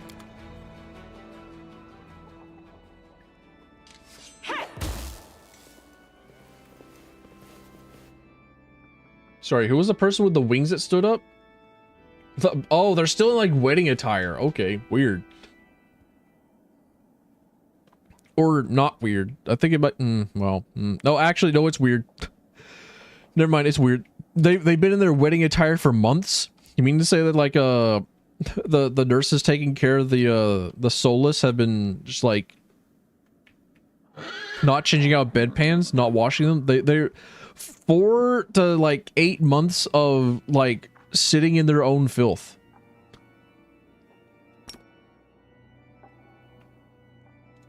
All right, man. Oh, we just like, okay, nothing to say. Got it. Kiana appears to be in shock. Her hands are clasped to her chest, and there's a dazed look in her eyes. I was a wife for less than a minute, and now I'm a widow. Sorry, I'm sorry. I laughed a little bit at that. Sorry, my bad. I didn't mean it. It wasn't that funny. I promise. But like, yeah. Arsenope, who had been speaking to Kiana in a low, compassionate voice, turns her attention to you. I told her about Iran. Kiana, I know that words aren't much comfort in a time like this, but I just wanted to say, it's alright if you blame me for what happened. I understand. You can yell or scream at me if that will make you feel better, or if you want to talk and cry and get it all off your chest, I'm here for you. Is there anything I can do to help? Anything at all? Please, just say the word. I'm here to the Crusader. I knew the risks. I knew this might happen someday. Just didn't expect it to be so soon. I'm sorry, Kiana. Thank you. It's so strange. Only a short while ago, I was accepting well wishes from the wedding guests. Now I must learn to accept my condolences instead. Anyway, no, Stella, don't look at me like that. I don't blame you for anything. I'm glad Elon had a friend like you. I'd like you to be my friend too. You must come find me when you return from your next heroic journey. But for now, I must ask you to excuse me. Maybe alone for a while. Can I, know? Don't care. Cannot saddle up on the Queen Galfrey saying, no, now's not the time for that. Like it's fucking Professor Oak trying to ride a bicycle indoors.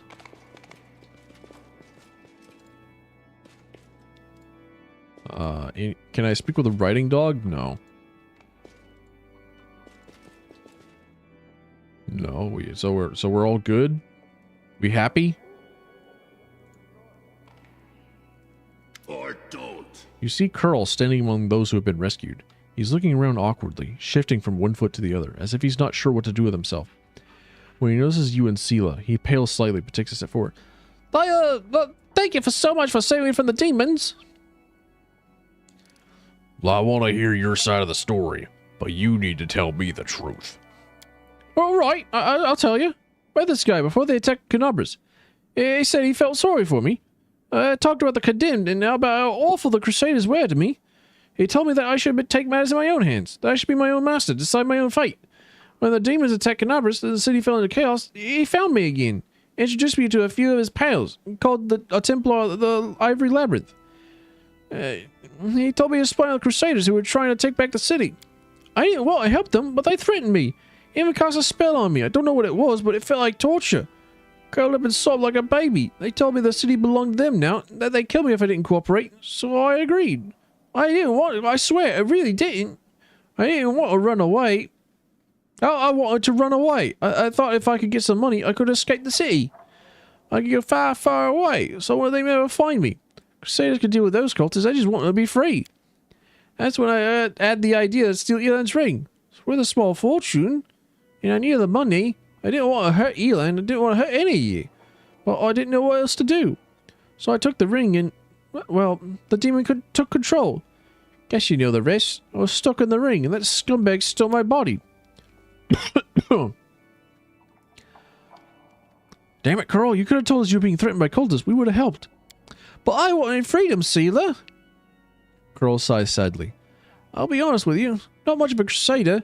Don't get me wrong, I'm glad I met you, Elon, Jaina. Couldn't ask for better friends, but I'm not cut out for war. Don't like fighting demons. I don't want to die. Still have you a sentence for a simple thief. Seela glances at you and says quietly, "He has a point. The punishment should fit the crime. A harsh sentence won't change what happened, and it won't turn him into a better person. And after everything he's been through." "Well, if I let you go, what will you do?" "Oh, you can bet I'm not going to steal or hobnob with cultists. I swear. I'll swear on anything you like. But think of Canals. It'll take a long time to rebuild the city. I'm sure they could use an extra pair of hands. I gotta be a laborer till I learn an honest trade." Get out of here." "Oh, honest of truth. Cheer up, lad." Oh, time to go. I've done everything that I need here, which is a whole lot of nothing. Let me go kiss my wife. I love kissing my wife. It's my favorite activity. It's the favorite thing that I get to do. My wife! Spend some time in private. Oh, hey, honey bun. Yes! I love kissing my wife! Woohoo!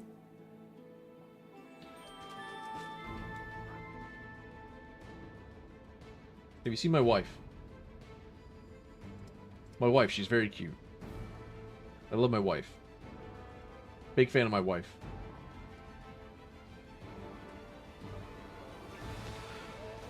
Unfortunately, I can't actually rest while my wife is in bed. Fucking sucks, dude.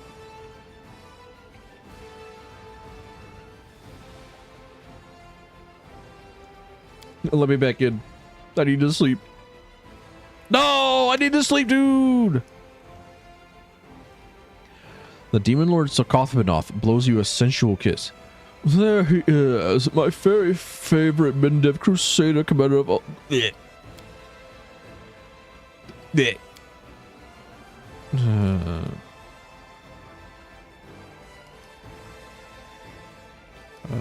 Whatever, just give me your shit. Darren appears at your door with a bottle of wine and a smile on his lips. He appears to have completely recovered from his shock and is livelier than ever. A break from the duties of commander is called for, TDV Tufflin. I have a brilliant idea. I want to commemorate the heroic Inquisitor Leother Hawkblade. May his soul find the way to the throne of his goddess, and so on and so forth. Who is the only god botherer I actually happen to like. Quite an achievement, I say. Are you joking? Not at all. I sincerely want to pay tribute to the men who did so much for me. Alright, fine. Darren drinks a glass of wine with you in silence and smiles. All's well that ends well, and with that, I shall take my leave. Well, that adventure we had truly was astounding. Oh yes, here's a little present from me. In honor of our shared views on the Inquisition, so to speak. Did you just give me, like, gloves that are good for him?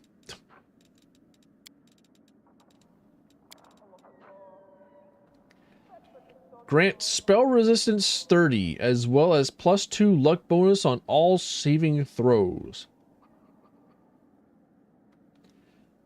That feels like it would be really, really awesome if it weren't for the fact that I feel like every single enemy that we would encounter that has access to magic would have like a +50 on their ability to overcome spell resistance. Like, something tells me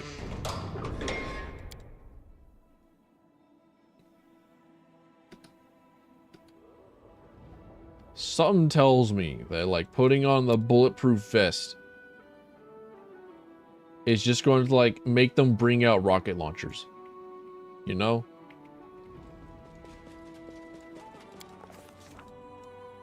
I gotta clear out my inventory.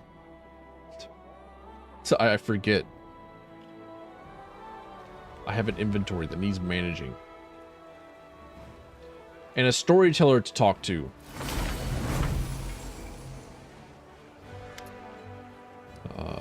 Nocticula spoke well of you. She says hello.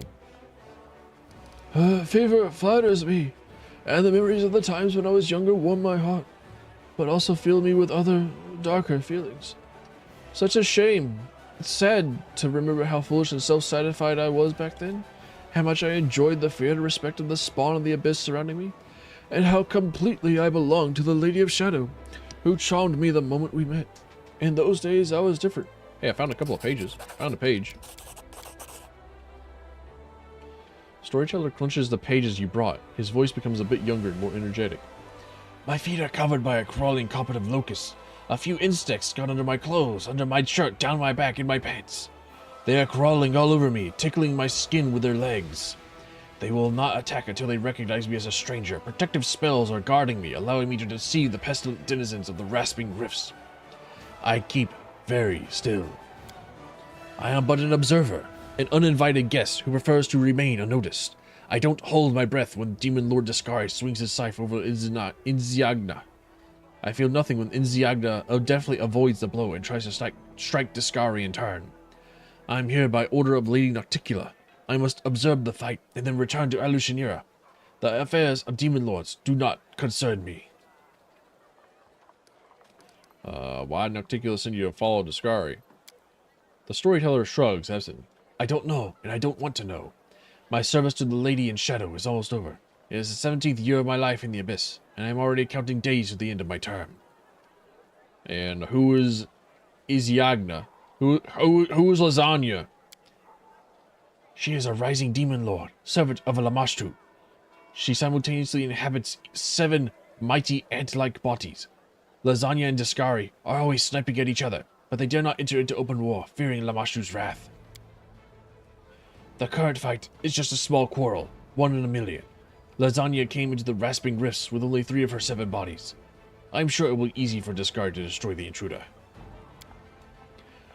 Riftcarver, Discari's scythe, swings up again. With a whistle through the air, it lodges in the ant-like head of one of Lasagna's bodies. Greenish slime spatters, the poisonous drops falling on my face. I keep very still. With a last convulsive movement, the ant-like body winces, tearing the scythe from Discari's hands and jumping back, only to drop on its side and lie still. This loss will hardly worry Lasagna. To kill her, one must destroy her heart, which is hidden deep under Yanarod, a city in Lamashtu's realm. Disarmed, Discari turns to Lasagna's second body that is attacking him. I slowly turn to Kenny, who is sitting next to me, my young friend who is usually easily impressed by such mighty opponents fighting. But the seat next to me is empty. Connie is gone. The storyteller shivers and starts speaking faster. Forgetting about the danger, I look around for my friend. The swarm of locusts at my feet buzzes, displeased, but the need for secrecy no longer seems so important. Where is Connie? After a moment, I see him, and treacherous shiver runs down my spine. My friend is standing over Lasagna's fallen body and reaches for Discari's scythe, sticking out of it. Well, other than the fact that it's Discari's scythe, what's so special about it? Riftcarver has power over the material of the plains. Discari made this scythe with his own hands from his mother's skeleton. It can cut rifts in the plains themselves. The Demon Lord used it to make the rasping rifts, his own abyssal realm in the plane of the abyss. Connie, stop! Don't touch it! I scream, throwing caution to the winds. My friend turns to me, his face baffled. I understand him to an extent. The scythe able to rip passages between planes will certainly help us save Galarian, but trying to steal it is rash and stupid. We have nothing to defend ourselves against the Demon Lord's rage. Stop, my friend, before it's too late. Out of the corner of my eye, I see Discari lift another Lasagna's body and tear it to pieces with his bare hands, but I don't hear his howl of victory. The Demon Lord throws away the still body of his enemy and turns to us. The swarm of insects is biting my feet. Locusts cover my eyes, hitting me in the face, trying to get inside my nose, mouth, and ears. Nevertheless, I get to it first. I grab the giant scythe and swing it awkwardly in the air. Riftcarver is so heavy, my hands instantly cramp. I have no idea how I managed to lift it at all. I drop the scythe on the ground, but the damage has been done. Right in front of me there is a small rift, a wound in space. The smell of Alushinira's sewage comes out of it. A wonderful smell that brings me hope for salvation. I grab Connie's sleeve and dive into the rift only a moment before Discari's claws cut the air where we just stood. The storyteller catches his breath and wipes the sweat from his forehead. I angered a Demon Lord, and my life was hanging by a thread. I'd never have thought that something like that could happen in my life. The storyteller shakes his head distrustfully. How many dark sides of my past will I have to find? I'm starting to fear what I might see ahead the page in my notebook. I found a page. Found a page. Oh, that's it. Examine some of the items. Fragment of black wood. The light of Aridin.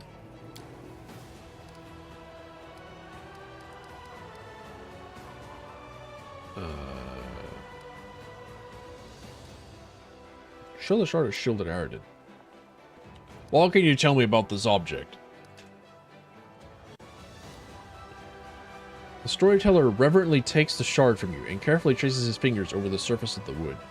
For a long time, he says nothing. His expression gradually shifts to surprise and then bewildered. Finally, he returns the shard to you. Nothing. I cannot say a thing about it. Well, why not? I'm as surprised and disappointed as you. An object that belonged to Aridin himself is a rarity indeed, even among the countless curiosities that have passed through my hands. I admit, I harbored hope that this shard could help shed light on the greatest mystery of our time, the fate of the last Aslanti. But alas, the object is silenced. The secrets of its owner are beyond my reach. Aslanti, I've heard that name thrown around a couple of times. What's so good about the Aslanti? That they have like only one save file? Whatever, man.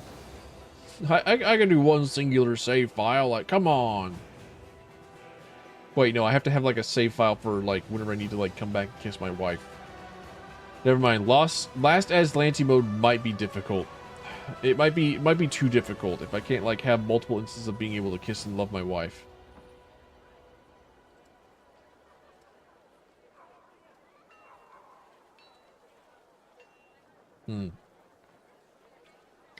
Well, thanks. Awaken this relic for me.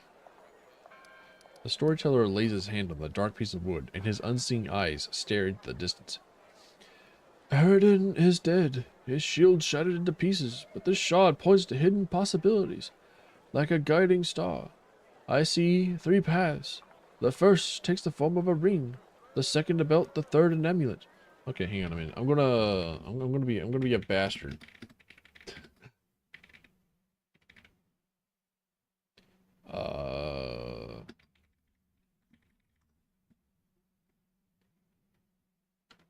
Sure, just like show me what the show me yeah, show me yeah. Aridin. Legacy of the Last Aslanti.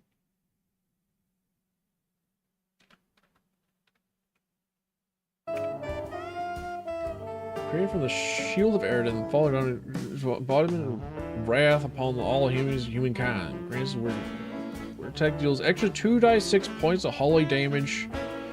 Whenever the wearer confirms a critical hit, unleashes the ire of the last control. Oh shit! Whereas on the Lich Mythic path, the damage changes unholy. The amulet holds the memory of the time when Aridin was still an mortal archmage, and this memory guides the wearer. All their spells with elemental descriptors deal 2 additional points of damage per dice rolled on all their targets. Yeah, prevents all physical damage from the first attack. Damn. The ring is decorated with a 7-pointed star, just like in Morrowind, the sun and moon. Nerevar? Effect of the Frightful Aspect spell. This is where the effect of the Blur spell and a +4 insight bonus on skill checks. Effect of False Life. And the effect of Heroism Greater. Effect of the Mind Blank. Effect of the Sea Mantle. Effect of the Winds of Vengeance spell. All as if they were cast by a 20th level spellcaster. Gain +5 additional daily use of their primary ability. If the warden has no ability to renew the power and give them a +4 inherent bonus to all ability scores. Heal all living creatures within 30 feet for 20 die-6 points 7 times a day. All of the creatures within range take as many points of positive energy damage. Creatures that take damage receive a will save to have the damage. So it has to go first. The buckle is shaped like a stylized shooting star. Grants panel symbols and powers most wielded by the immortal warrior wizard himself. +5 sacred bonus on attack rolls. +10 damage bonus. Spells and spell-like abilities that target the wearer are turned back upon the original caster. That's could be bad if it's like it doesn't specify enemy casters. Thirdly, when the wearer is hit by a ranged attack for the first time around, the belt prevents all physical damage from the attack. They get advantage on initiative.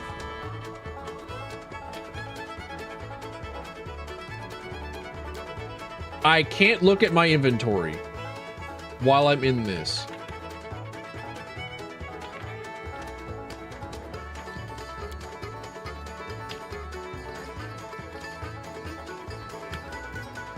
Minus a letter grade.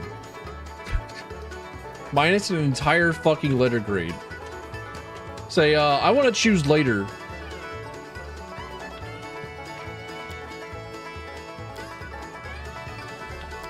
Give me the damn belt.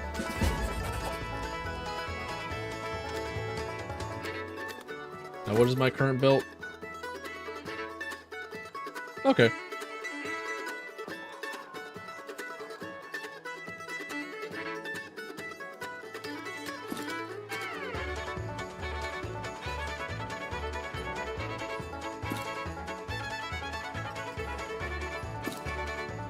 Yeah, alright, cool.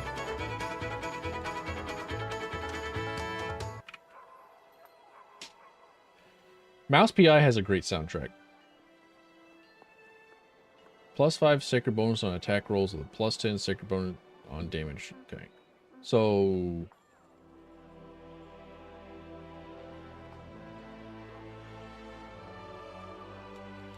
Alright.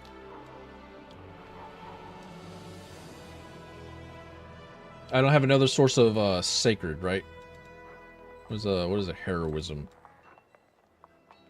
Alright, that's morale. Got it. Cool, cool, cool.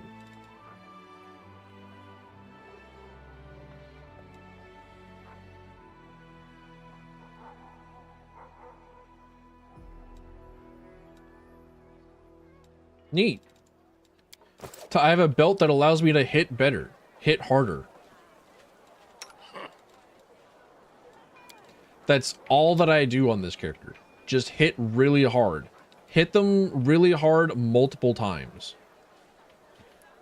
All right, back to managing my inventory as I was like originally scheduled to do. Right, Wilson Goms. This knick-knack we made. One of the soldiers was good with a knife and took a block of wood. Then another wizard enchanted it. We let it travel from pair to hands to other. Okay, cool. Thank you, Wilser. A commander figurine. I got my own figurine? Well, this gift was presented to you, each of whom slightly reduces abyssal corruption. Aw. It's mine now.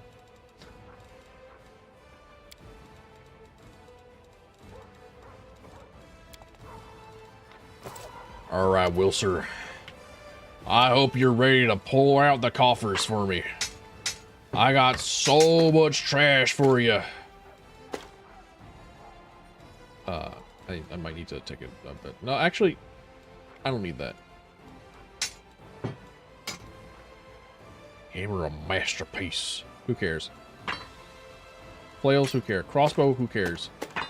Cool looking greatsword. The only reason you're still around and you're not inside of somebody else's inventory is because you look cool. Exactly that. Tongi, get the fuck out. I'm never going to go exotic weapon fighter.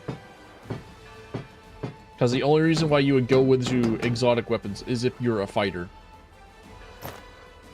Do you not understand the taxes we gotta pay on those feats?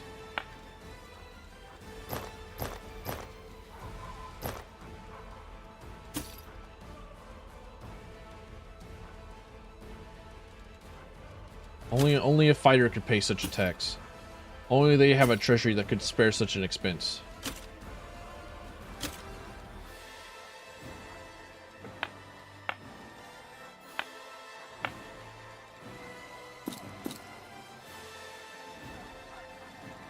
Okay, these belts are, yeah, just to, like, increase some stats. Got it.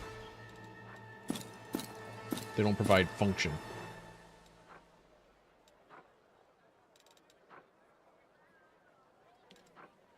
Rabid rippers, literally who cares?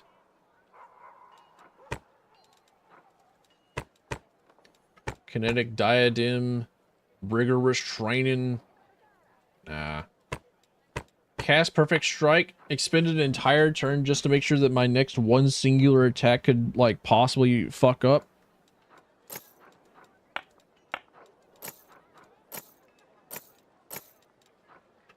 Right, yeah, sure, whatever you say, man.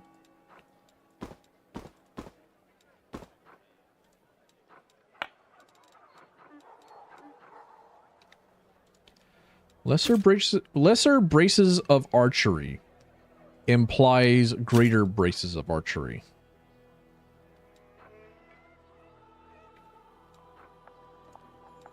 Or just like normal braces of archery, I suppose.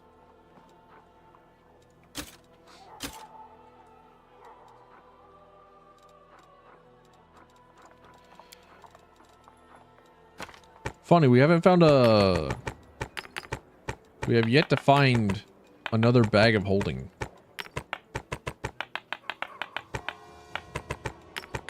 I have two. I got two different bags of holding. I need a third. Like, come on. Hand it over. I need them. Alright. No potions, sir? Not a single one? Let's go to somebody who might actually have potions. Is where's the arcane weaver? Arcane dunce, there you are.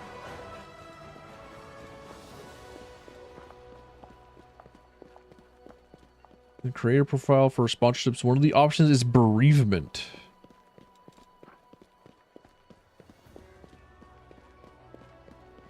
What? Excuse me? Hang on a second. What?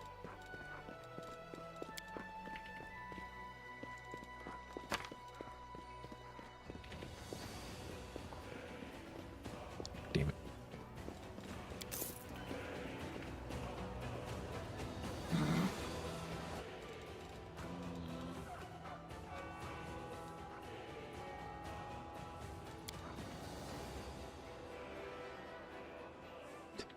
Also included is divorce.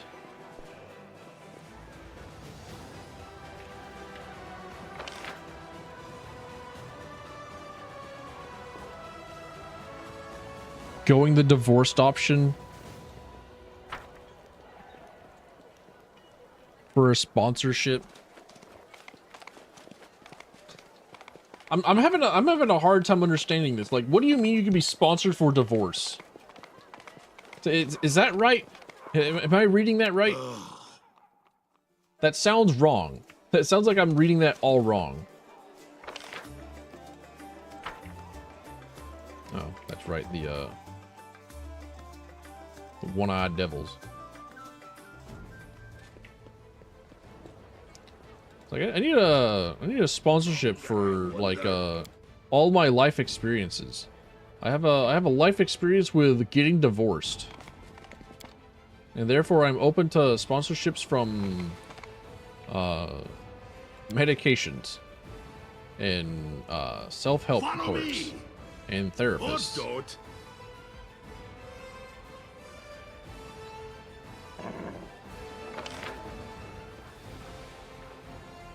All right, so last place possible. Does Arseno sell potions? Potion seller. I require potions. Not even your strongest. They're actually like kind of weak potions, but I need them.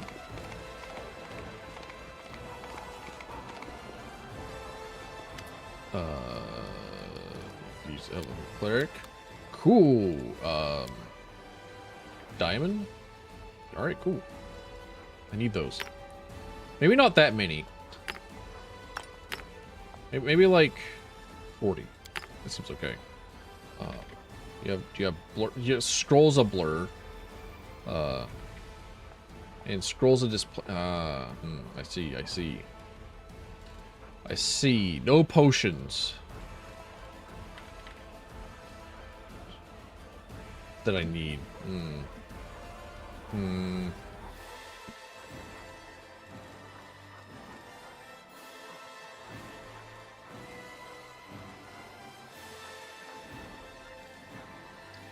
it'll do.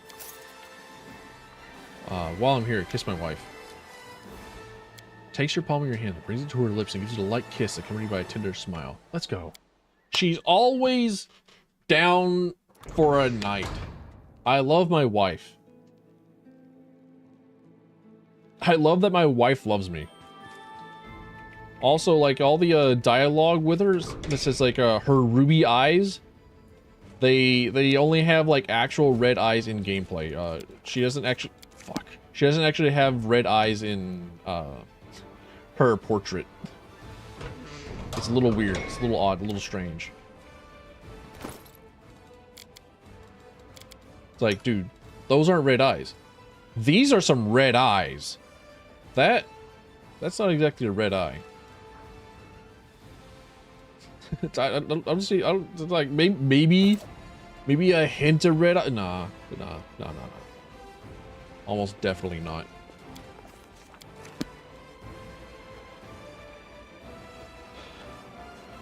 Right, wasn't I going to be bringing Lan along for something?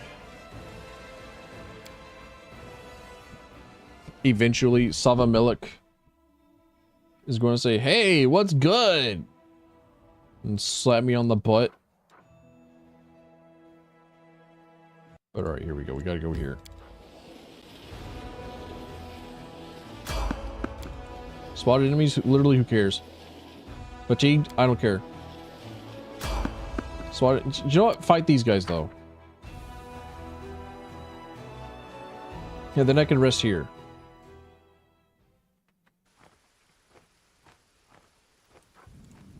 Now what? Gotta dash off. Have a good one, my guy. Really appreciate you coming in. It's nice to see you. Always happy to see you. Anything new? I'll probably be wrapping up stream pretty soon myself. We will win this war. Good luck. Have a fun. Time to stretch me muscle. They're just a bunch of ash giants. What I do? What I spend like 5 turns like buffing myself for? It's just mow them down. Just go and just like lawnmower them down. There we go. Can you move faster and stop goggling? But Sela, no, don't talk to her like this.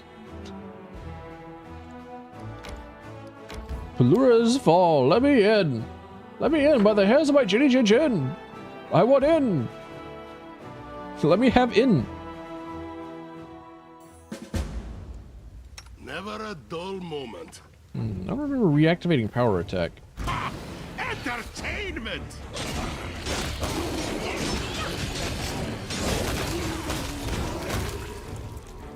Just a couple of shears. Who cares? Help me sway from my path. Have to remember to like cast certain buffs. I don't need anyone's sympathy. Sod is restless. I wonder why.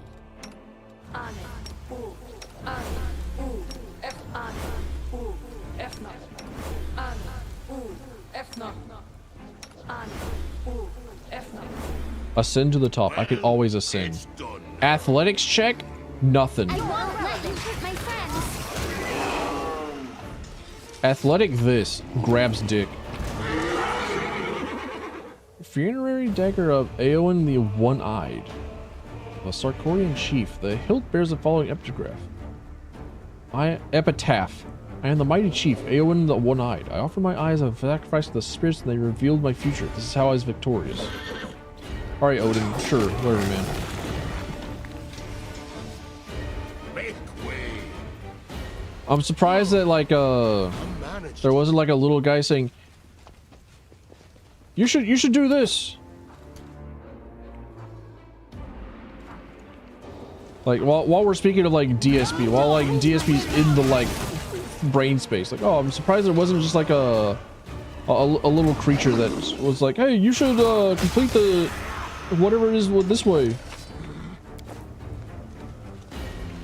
Like, this is how you complete the puzzle.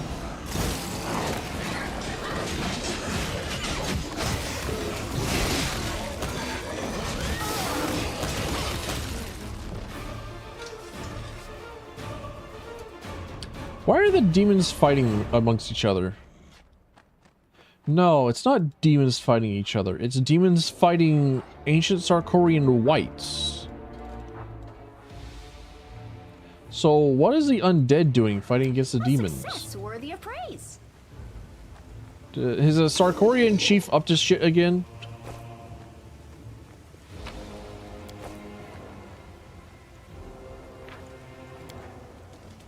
I sense something. Oh, another funerary dagger? Let's fucking go, dude. It's being directly responsible for God of War Ragnarok's changes? Yep. How much longer? My incredible lack of ability with words doesn't matter. You know what I'm talking about. You know of which I speak.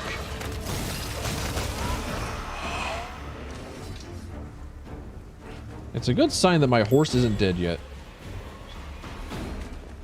My horse is doing perfectly fine.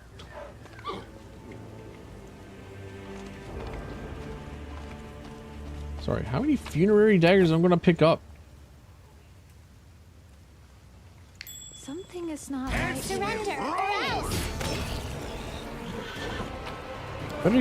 I better get some measure of loot for this shit. All these small knives I'm picking up. Move aside. They will break against our resolve. No loot allowed, probably. Shape of the stone resembles a tall, thin tree, and its surface feels like the texture of tree bark.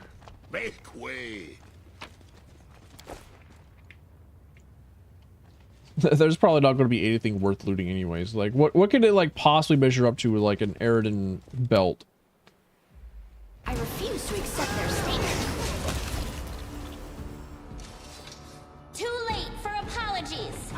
I need to see, I need to see my guy with his game. You son of a bitch. Damage to Darren. Oh, it's, the reign of breed of spiders. Out of my It's way. either us or them. Darren, you're fucked up. I need to I need to see like what my character looks like whenever he's allowed all 11 of his actions. Okay, come on now. Your company. Command all the wounds of all creatures within 30 feet to erupt in a gory deluge of blood. You can stop having this this effect on you, you know. You could just stop it.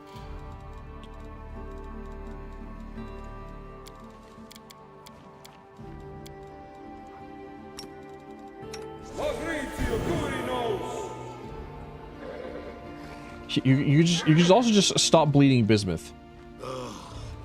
Like, you don't have to do that. I managed it.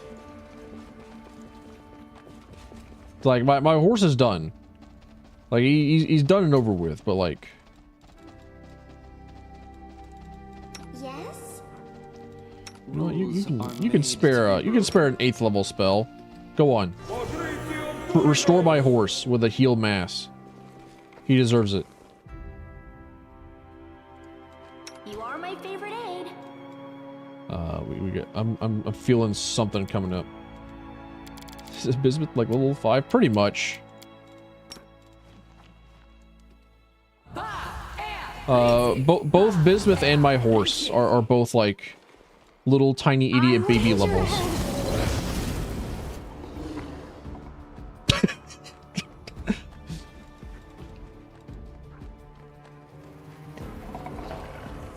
Ouch. How much longer, I wonder? Time to stretch me muscles.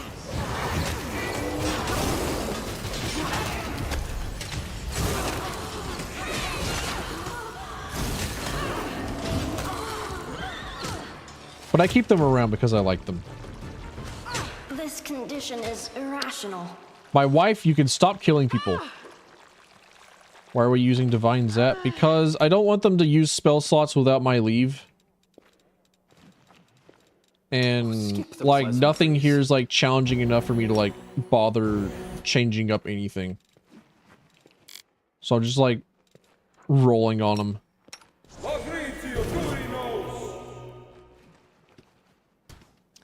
Darren, I told you to cast heal on the guy that could use another, like, extra half a health bar.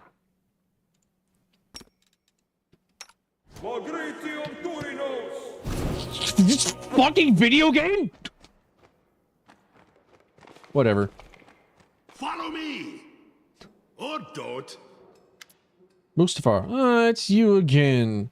The demon flips through the pages of an ancient tome with a bored expression. He does not seem at all surprised by your arrival. Sorry, I'm busy right now. I don't have time to chat. I have to find something else to do. For example, you could try and save those fools over there. Stop the demon! Don't let him steal those sacred tomes! They contain all the information we've gathered about the world. With knowledge like that, he could... You talk too much. Bored now. Let's spice things up. You either save those idiots or chase after me. Mustafar makes a subtle gesture and the sanctuary erupts in flames. At the same time, a portal opens up behind him. Well, they were going to, like, know about the world wound anyway, so just, like, save the inhabitants, whatever. I'm not touching. A regal Azamar woman, dressed in priestess robes, bows her head. She has a profound, dignified bearing, but she looks tired. Greetings, I'm Eliandra, High Priestess of Pelura. Thank you for coming to my shrine. Well, tell me about your research. Sword Mythic Path. Yeah, whatever. Eat. Whatever. Gets eaten. That research is our life's work. The priestess answers bitterly. We have studied the world wound for 100 years. We've been searching for a way to close it, but the demon wanted our research for a different purpose. He aspires to follow in Arilu Vorlesh's footsteps. He wants to open a wound of his own. He believed that our research would help him accomplish such a goal. Although I am grateful that you saved us, I am terrified by the thought of what that demon will do with our research. Use it for his own evil purposes. Shut up, Ninio. Shut up, Darren. Shut up, Ninio. Again. Shut up, Darren. Again. Show me your research. Most valuable research was stolen by Mustafin. But you can take what's left. Sadly, our work here is at an end. Tell me about this place. Pelura's Fall. Whatever. Okay, so you were alive when the world was open. What do you know about its creation? More than some, but not as much as I would wish. I've been to the Threshold, the fortress where outlawed spellcasters were held, and where Arilu conducted her monstrous ritual. I even saw the betrayer in the flesh, though only briefly. Arilu was rumored to be a dangerous witch. For many years, she had lived in... my throat. Excuse me. What was that? Did you... Am I allowed to speak again? No? Alright, well, let me grab water.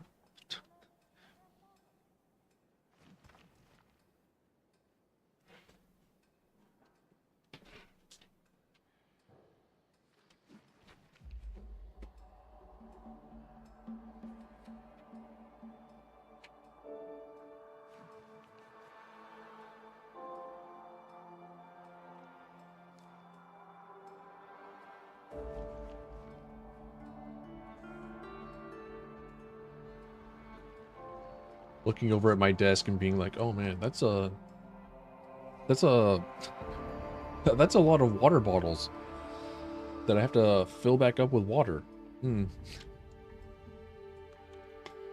Huh, maybe my desk is a little cluttered.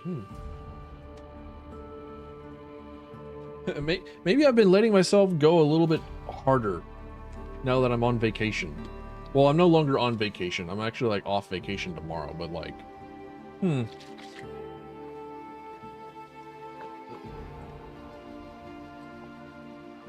The reason I don't have my spellcasters have a spare crossbow lying around, which I have multitudes of,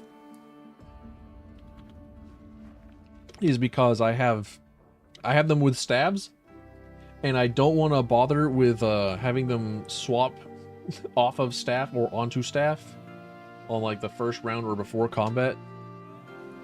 And like it boils down to I'm fucking lazy. It boils down to I don't want to fucking bother. They're wizards. They don't deserve rights anyways. Like they're just stupid fucking spellcasters. Like half their like 90% of their spells don't fucking work. All I really want them is for like Ember to be a Hellfire and Scorching Ray bot. And Ember to be sorry, not Ember, a Ninio to be a buff bot. Which is why I would often like swap Ninio for Woljif. Because at least like after I've like spent time buffing people with Woljif spells, then like he would still be able to like do sneak attack damage. And sneak attack damage is significantly more than like 3 damage sometimes with Jolt or Zap.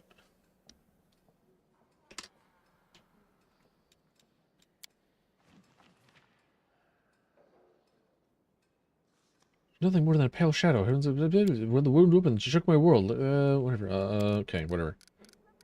What will happen to the sanctuary now? Or leave. Okay, well, tell me about Sarkoris. It's a wonderful land. Sarkoris nerd a whole bone worshipped the rest of okay, freedom was not extended. Oh, okay. Even the most beautiful countries, hatred and anger breed more hatred and anger. Pain and sadness breed more pain and sadness. Good people summon demons, and demons come.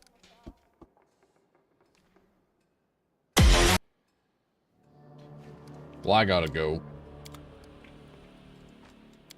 It went splendidly. Search the bookshelves. There's nothing left of value on these bookshelves. Mustafar managed to escape with the research he stole from Pelura stargazers.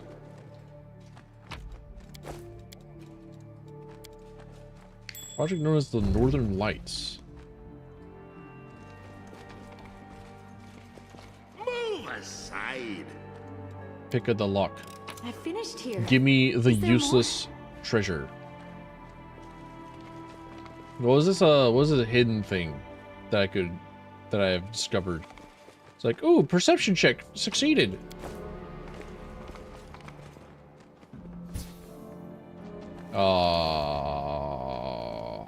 Make way.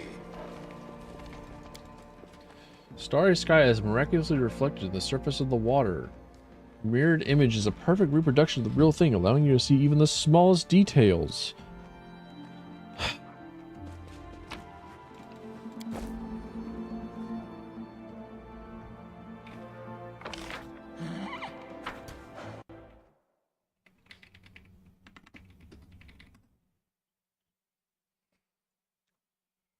Right.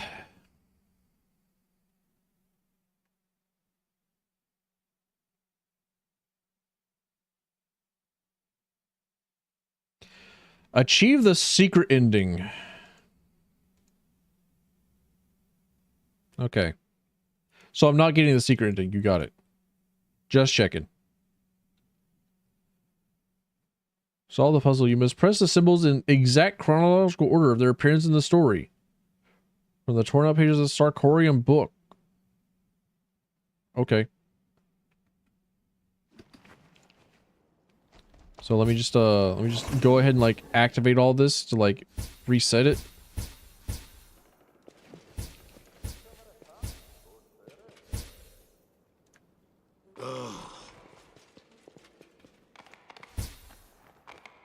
There we go. All right. Newlyweds, daughter, writer, patriarch. Newlyweds, writer. Trying to click around a single damn thing. Appreciate privacy. Oh, daughter writer. Okay, well, I fucked up. Can I may I please click on the thing I need to activate? Thank you. Okay. It already reset itself and I clicked too soon.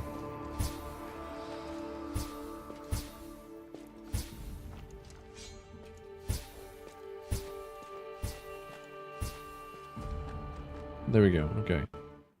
Newlyweds, daughter, writer.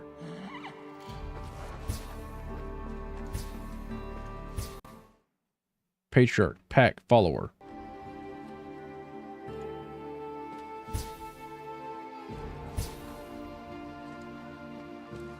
There we go. Cool, I did it.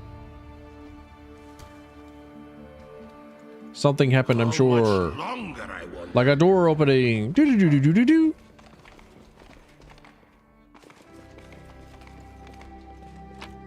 Scrolls, who cares? I'm glad I was useful to you. Another mask. Cool, I needed that. Is that a bag of holding? Another bag of holding. Actually, awesome. Cool. Did I need it? Nah.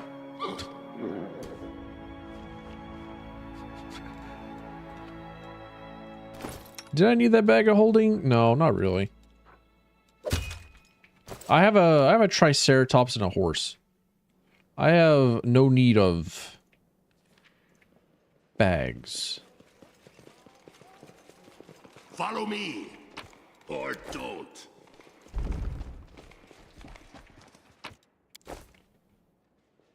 Well, I think now that like I've pillaged and raided this place for none of what it's worth. I finished here. Is there more?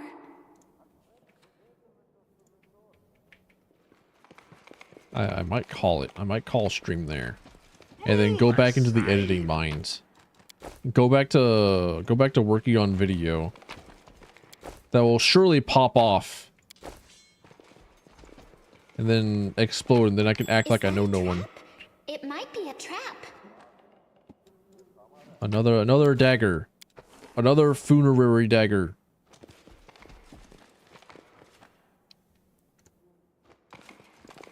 You support that? It's your whole plan. So I'm just taking it word for word, bar for bar. The whole shebang. I'm gonna go full fucking Hollywood. Except for the part where I like get really interested in like underage people. I could do without that. I could do with like going without the Leonardo DiCaprio route.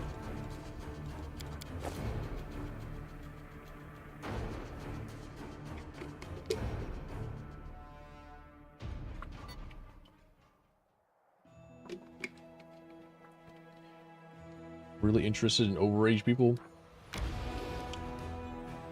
What's it's not Oprah Winfrey. The voice of fantasy in the Page Master movie. What's she up to? What's she doing these days? Lord Batman sent me to bring him your head. You won't escape the Ivory Hunter. Your bones will join the myriad others. Sick 'em. We are the light. They are the darkness. Ah.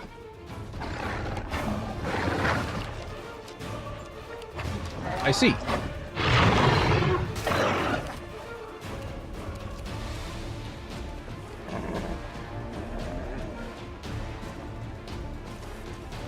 Uh-huh.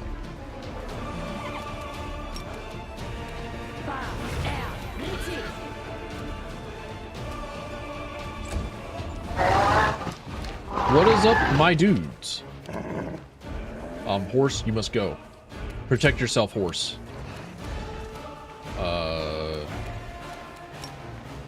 Actually, you know what? First turn, summon the Azatas.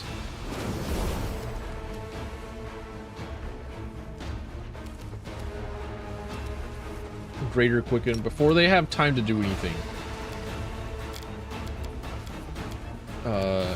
Heal mass.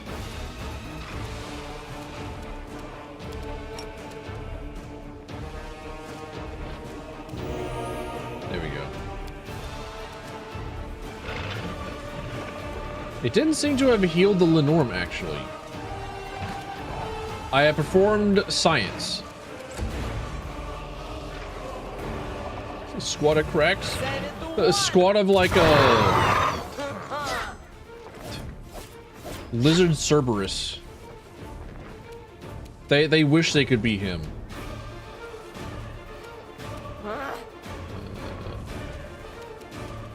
No, we need to have at least like a sense of vitals in there. I rage. I hit 11 times.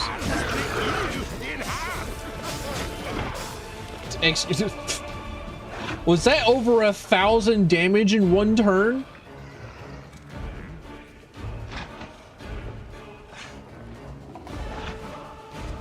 Why is it still alive?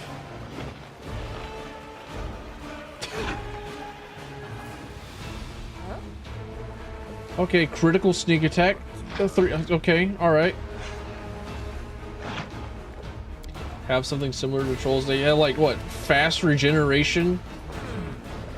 Regeneration 10 cold iron. They're not regenerating from that for a long while.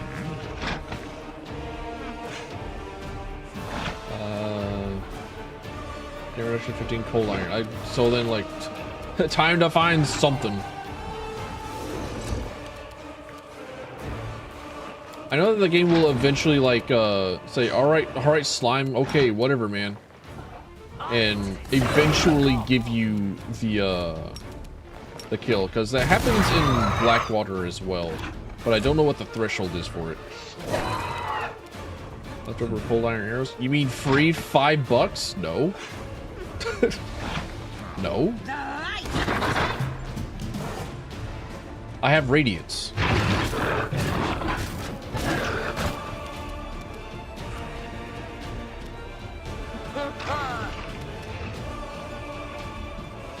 He's not allowed to cast Legend Proportions. Cool.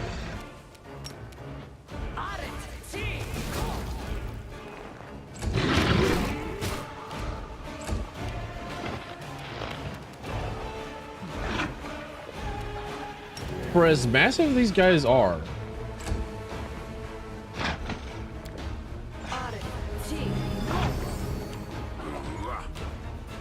they seem to be chumps. I'm a little disappointed, honestly.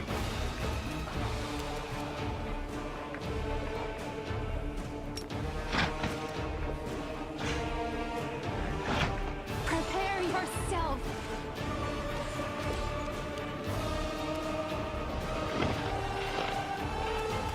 This is why I have lunge. You merely thought that you were out of reach of my 11 attacks in a turn. Lamau, laughable. Okay, we like this one. I actually do need to like double tap. There you go. You're not getting it up for another 9 rounds. Making sure of that shit real quick. Bought arrows outside of the Ash of the DLC. Through the Ashes DLC. I've never bought like air ammunition.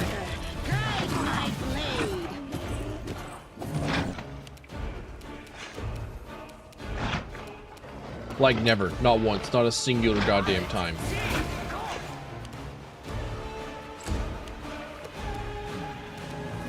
Like I forget that even like my wife has like arrows that regenerate. And I just keep forgetting to do anything about it. So I'm just like, yeah, I'm going to forget. So like, why bother? So I never bother with putting on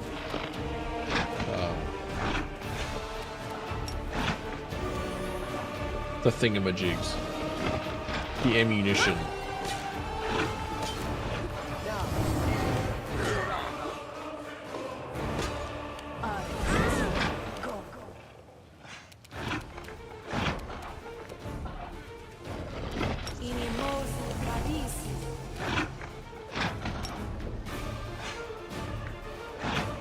Right in.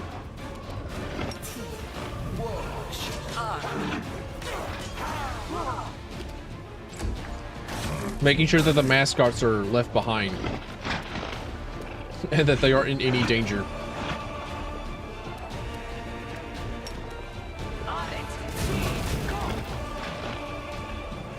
All right.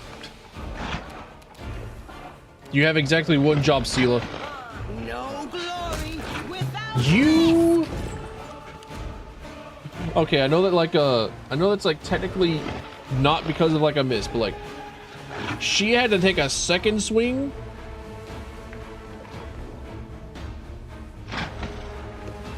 Missing a massive creature lying on its side like that. How do you fuck up that badly?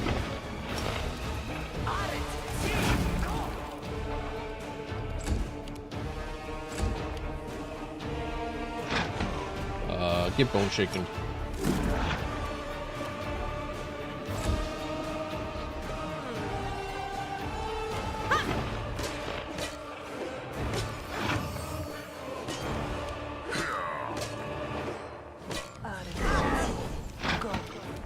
Desna, guide my hand. I don't like you! Well, that was cool. That was a great spectacle. That might have been a gigantic jobber. Ivory Hunter's Key. Farm bone and found in the body of a powerful minion of Baphomet. Might have been a bit of a jobber, but like, that was cool. I hadn't seen Lenorms before. It's like, I know of Lenorms. I know what they are, technically, but like, I had never seen Lenorms. I never looked up Lenorms before.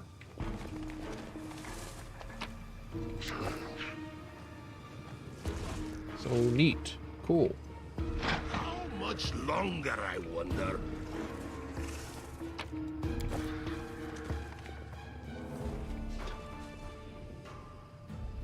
Also nice to just like every so often double take and be like, oh shit, I can do 1,000 damage in a turn.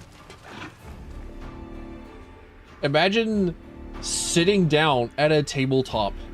It's like as like in real life and rolling like how many fucking dice was that? Can I even scroll back up that far? Scroll back up to the very first round of combat.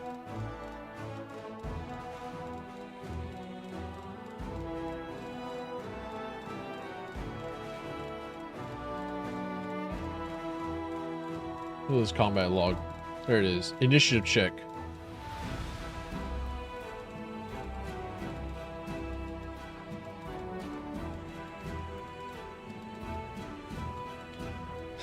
Sitting down at the actual table and rolling 4 die 10, die 4, and 3 die 6s, and then just like adding 69, then multiplying that shit times 4.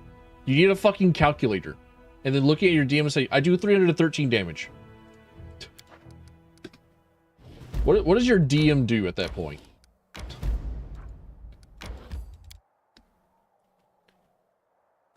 Place of execution. Isn't this where I'm gonna find like the other domino tiles that I need? They will break against our resolve. Bow bow. Whatever's.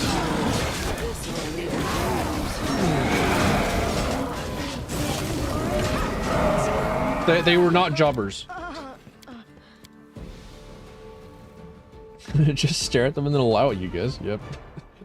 Especially as I have a very long history of being able to do that amount of fucking damage, I guess.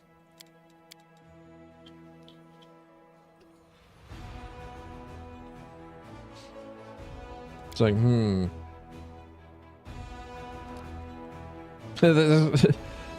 It's been 10 weeks in a row. You showed off 400 damage in a turn last week.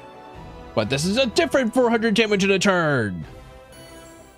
A bright future awaits You are my us. favorite aide. You're a good person. I like you. I didn't need to cast Death Ward on him. I already have Death Ward from a emote. Skip the pleasant. Now what?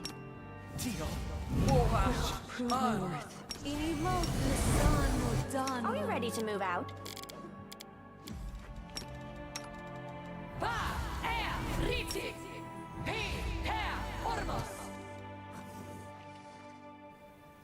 Just pulling up whenever you have to pull out a fucking calculator for your turn. Something dreadful has happened.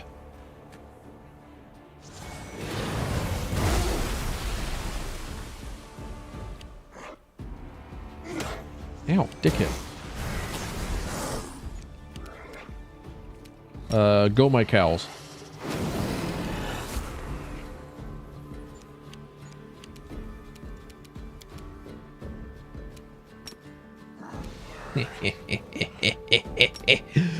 Dude, my reach is so fucking huge. You can't see it, but like, I can do all 11 when I have text. Get fucking destroyed, idiots. It is me, the Grand Weed Whacker.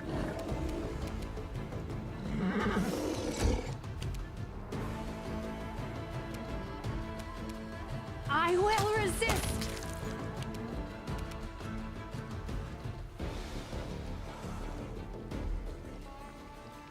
All right, let's see here. Can I cast one singular command spell? The strongest I've got. Are you immune to it, first off? This obstacle?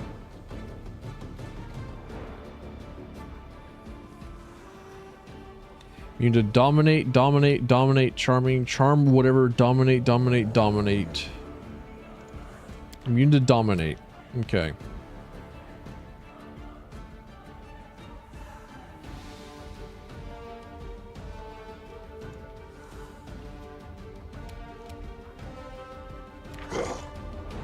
Creature comes from the spell early after it takes the die 6 points of wisdom damage, is staggered. Oh, the creature makes an initial or it's merely staggered.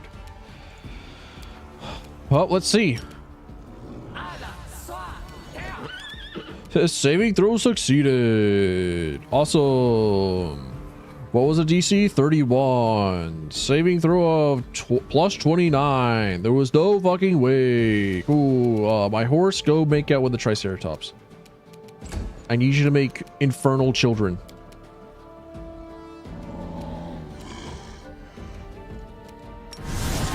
A teaser of me playing a mech game. I did buy Anthem 2 Anime Boogaloo, also known as Daemon X Machina Titanic Scion.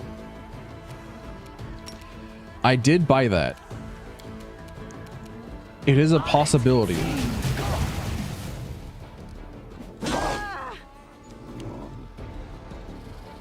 Excuse me, did he heal from what did source this source? Why heal? Where heal? Huh? Why heal? Okay, put sources on your cite your shit. Fire absorption? If it were fire absorption, then it would proc every single time that I hit him with the fire beams, wouldn't it? Because that was what I thought. Out of my sight. Because like, he should have absorbs fire or fire resistance.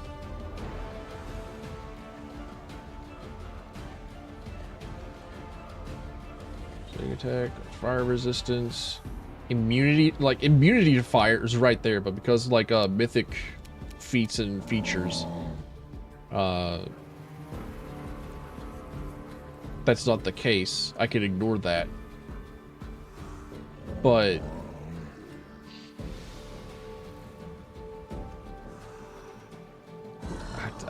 the best answer I can give is fuck you.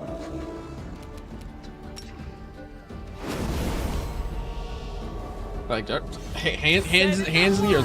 I don't fucking get it. I don't know.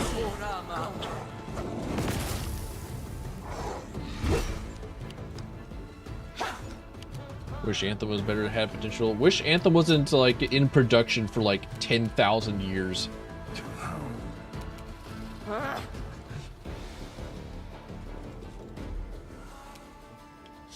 And then sent out because of I don't know. They were tired of waiting on it to be like developed. Prepare yourself. And then it hadn't like undergone like 3 different stages of being rewritten and being redeveloped. Nenio, you suck. You suck at this.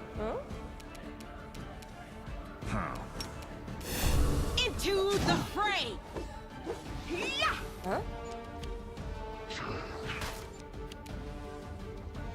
Assign the open world mecha games assigned to BioWare, not the Titanfall guys, not Respawn, not like the whole shebang. Yeah, and he didn't like. He didn't heal that time, so it's nothing to do with the Hellfire Ray, nothing to do with the fires. Does he just have fast healing 28?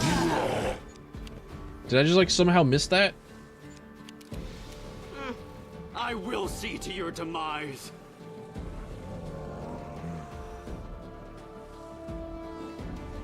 Cause it looks like he acts like he has fast healing 28.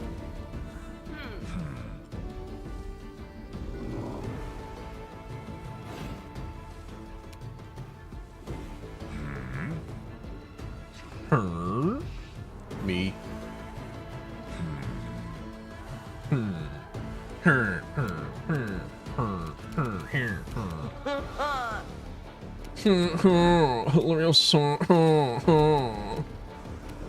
Whatever.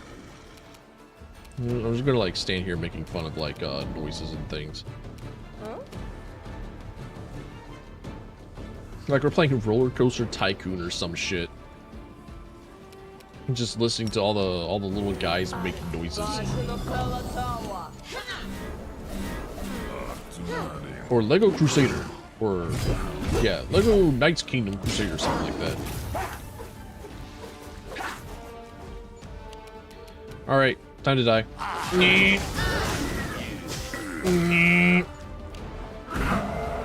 Alright, then this guy he can just perish. There we go. All I had to do was like take manual control for a little bit. Oh, there's the last of my dominoes. Needed those. Baylor only gives me a sword. Womp womp.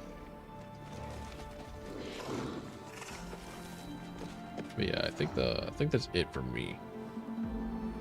I think with that one last final combat encounter, I get to call it.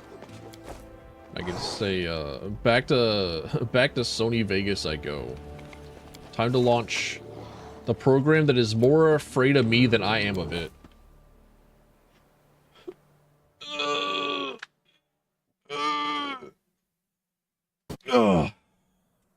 Alright. Thanks for coming in.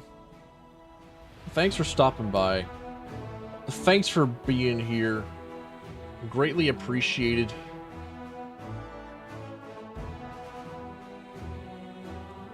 One day you'll boot it up whenever your brain isn't actively retaliating against you. You have to boot it up anyways.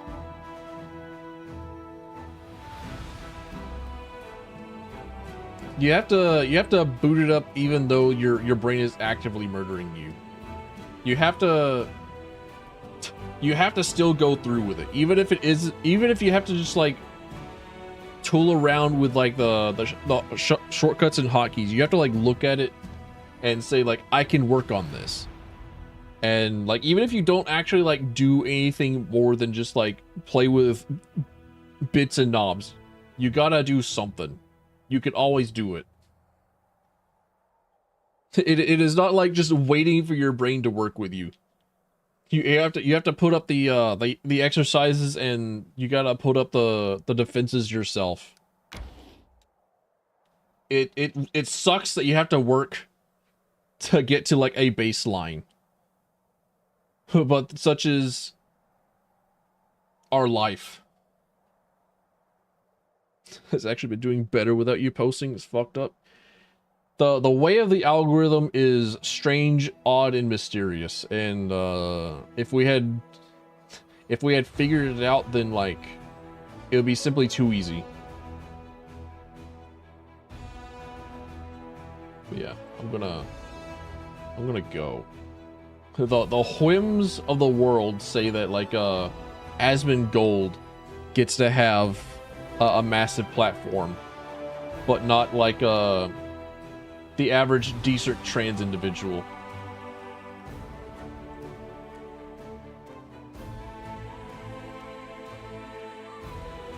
So yeah, let's go. I'm gonna